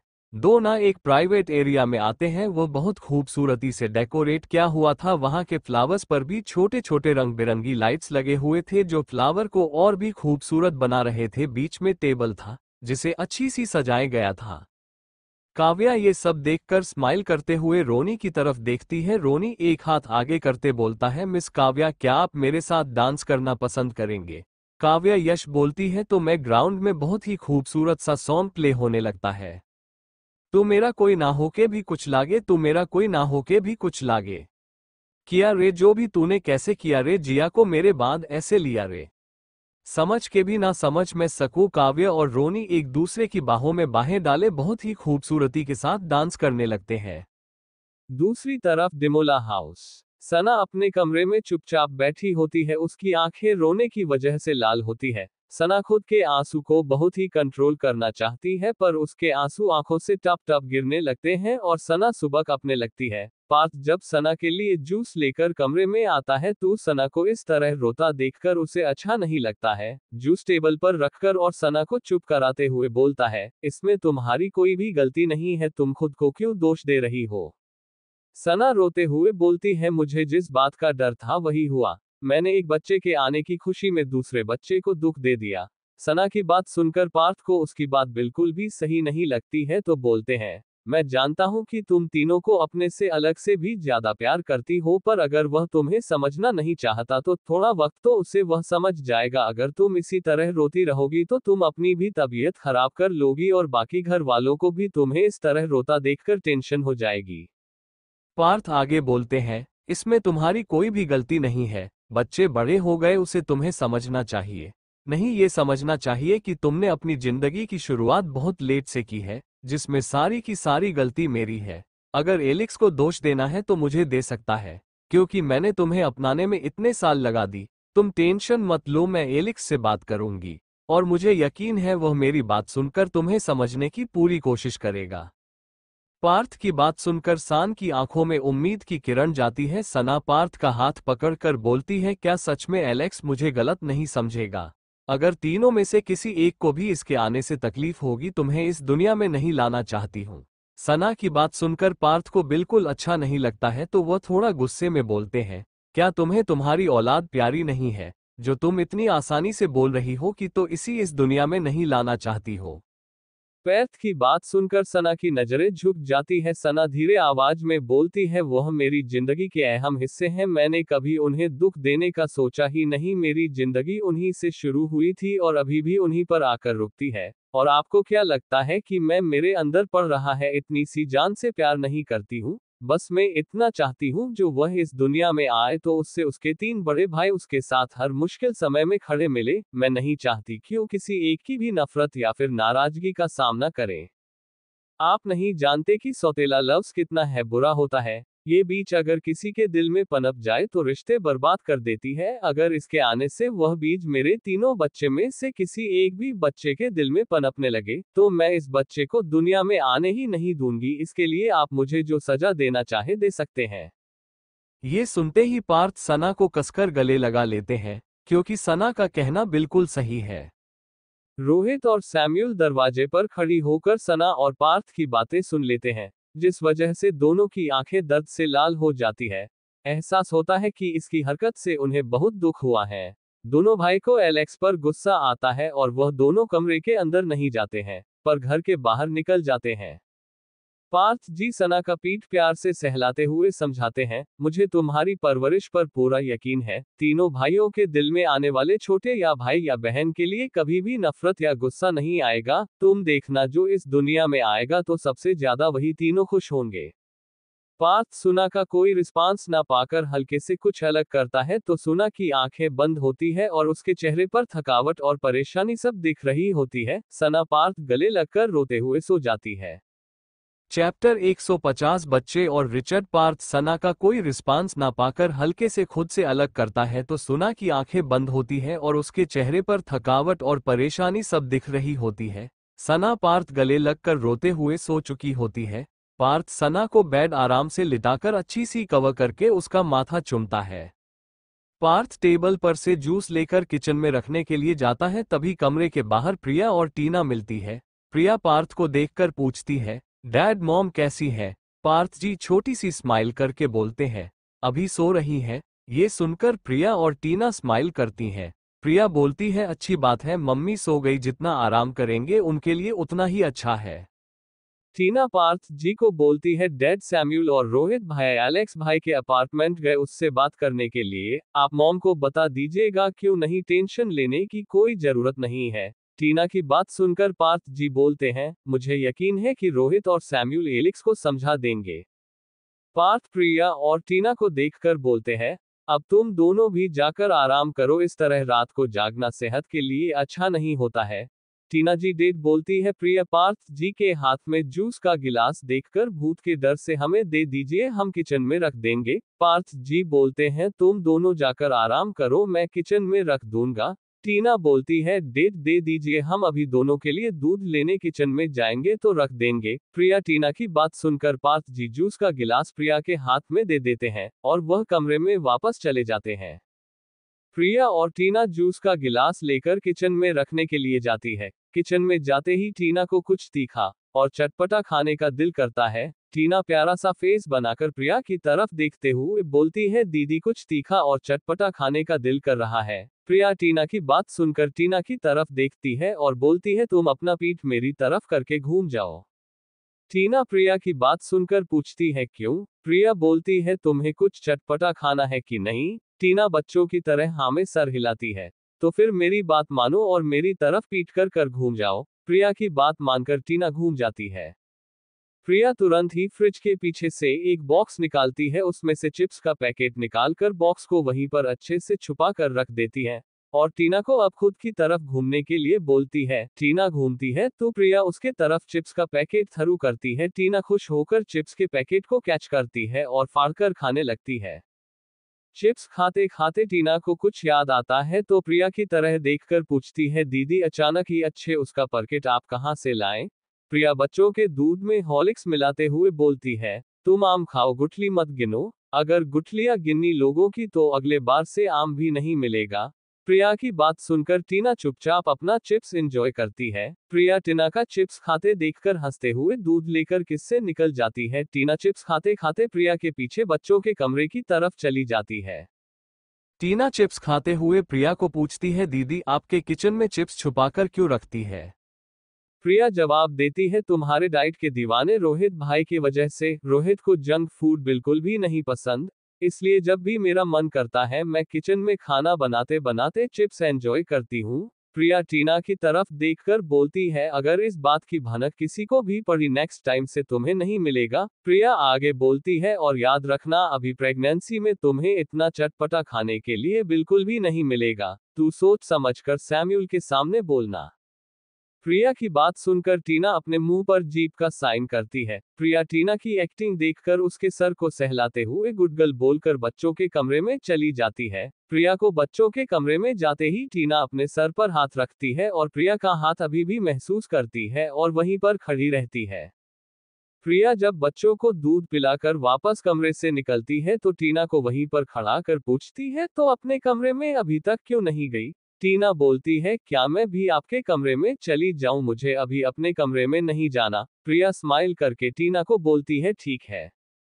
किचन में गिलास रखकर प्रिया और टीना दोनों प्रिया के कमरे में चले जाते हैं। टीना कमरे में पहुंचकर प्रिया से पूछती है जेठानी जी आपकी पहली मुलाकात रोहित भाई से कहाँ हुई थी?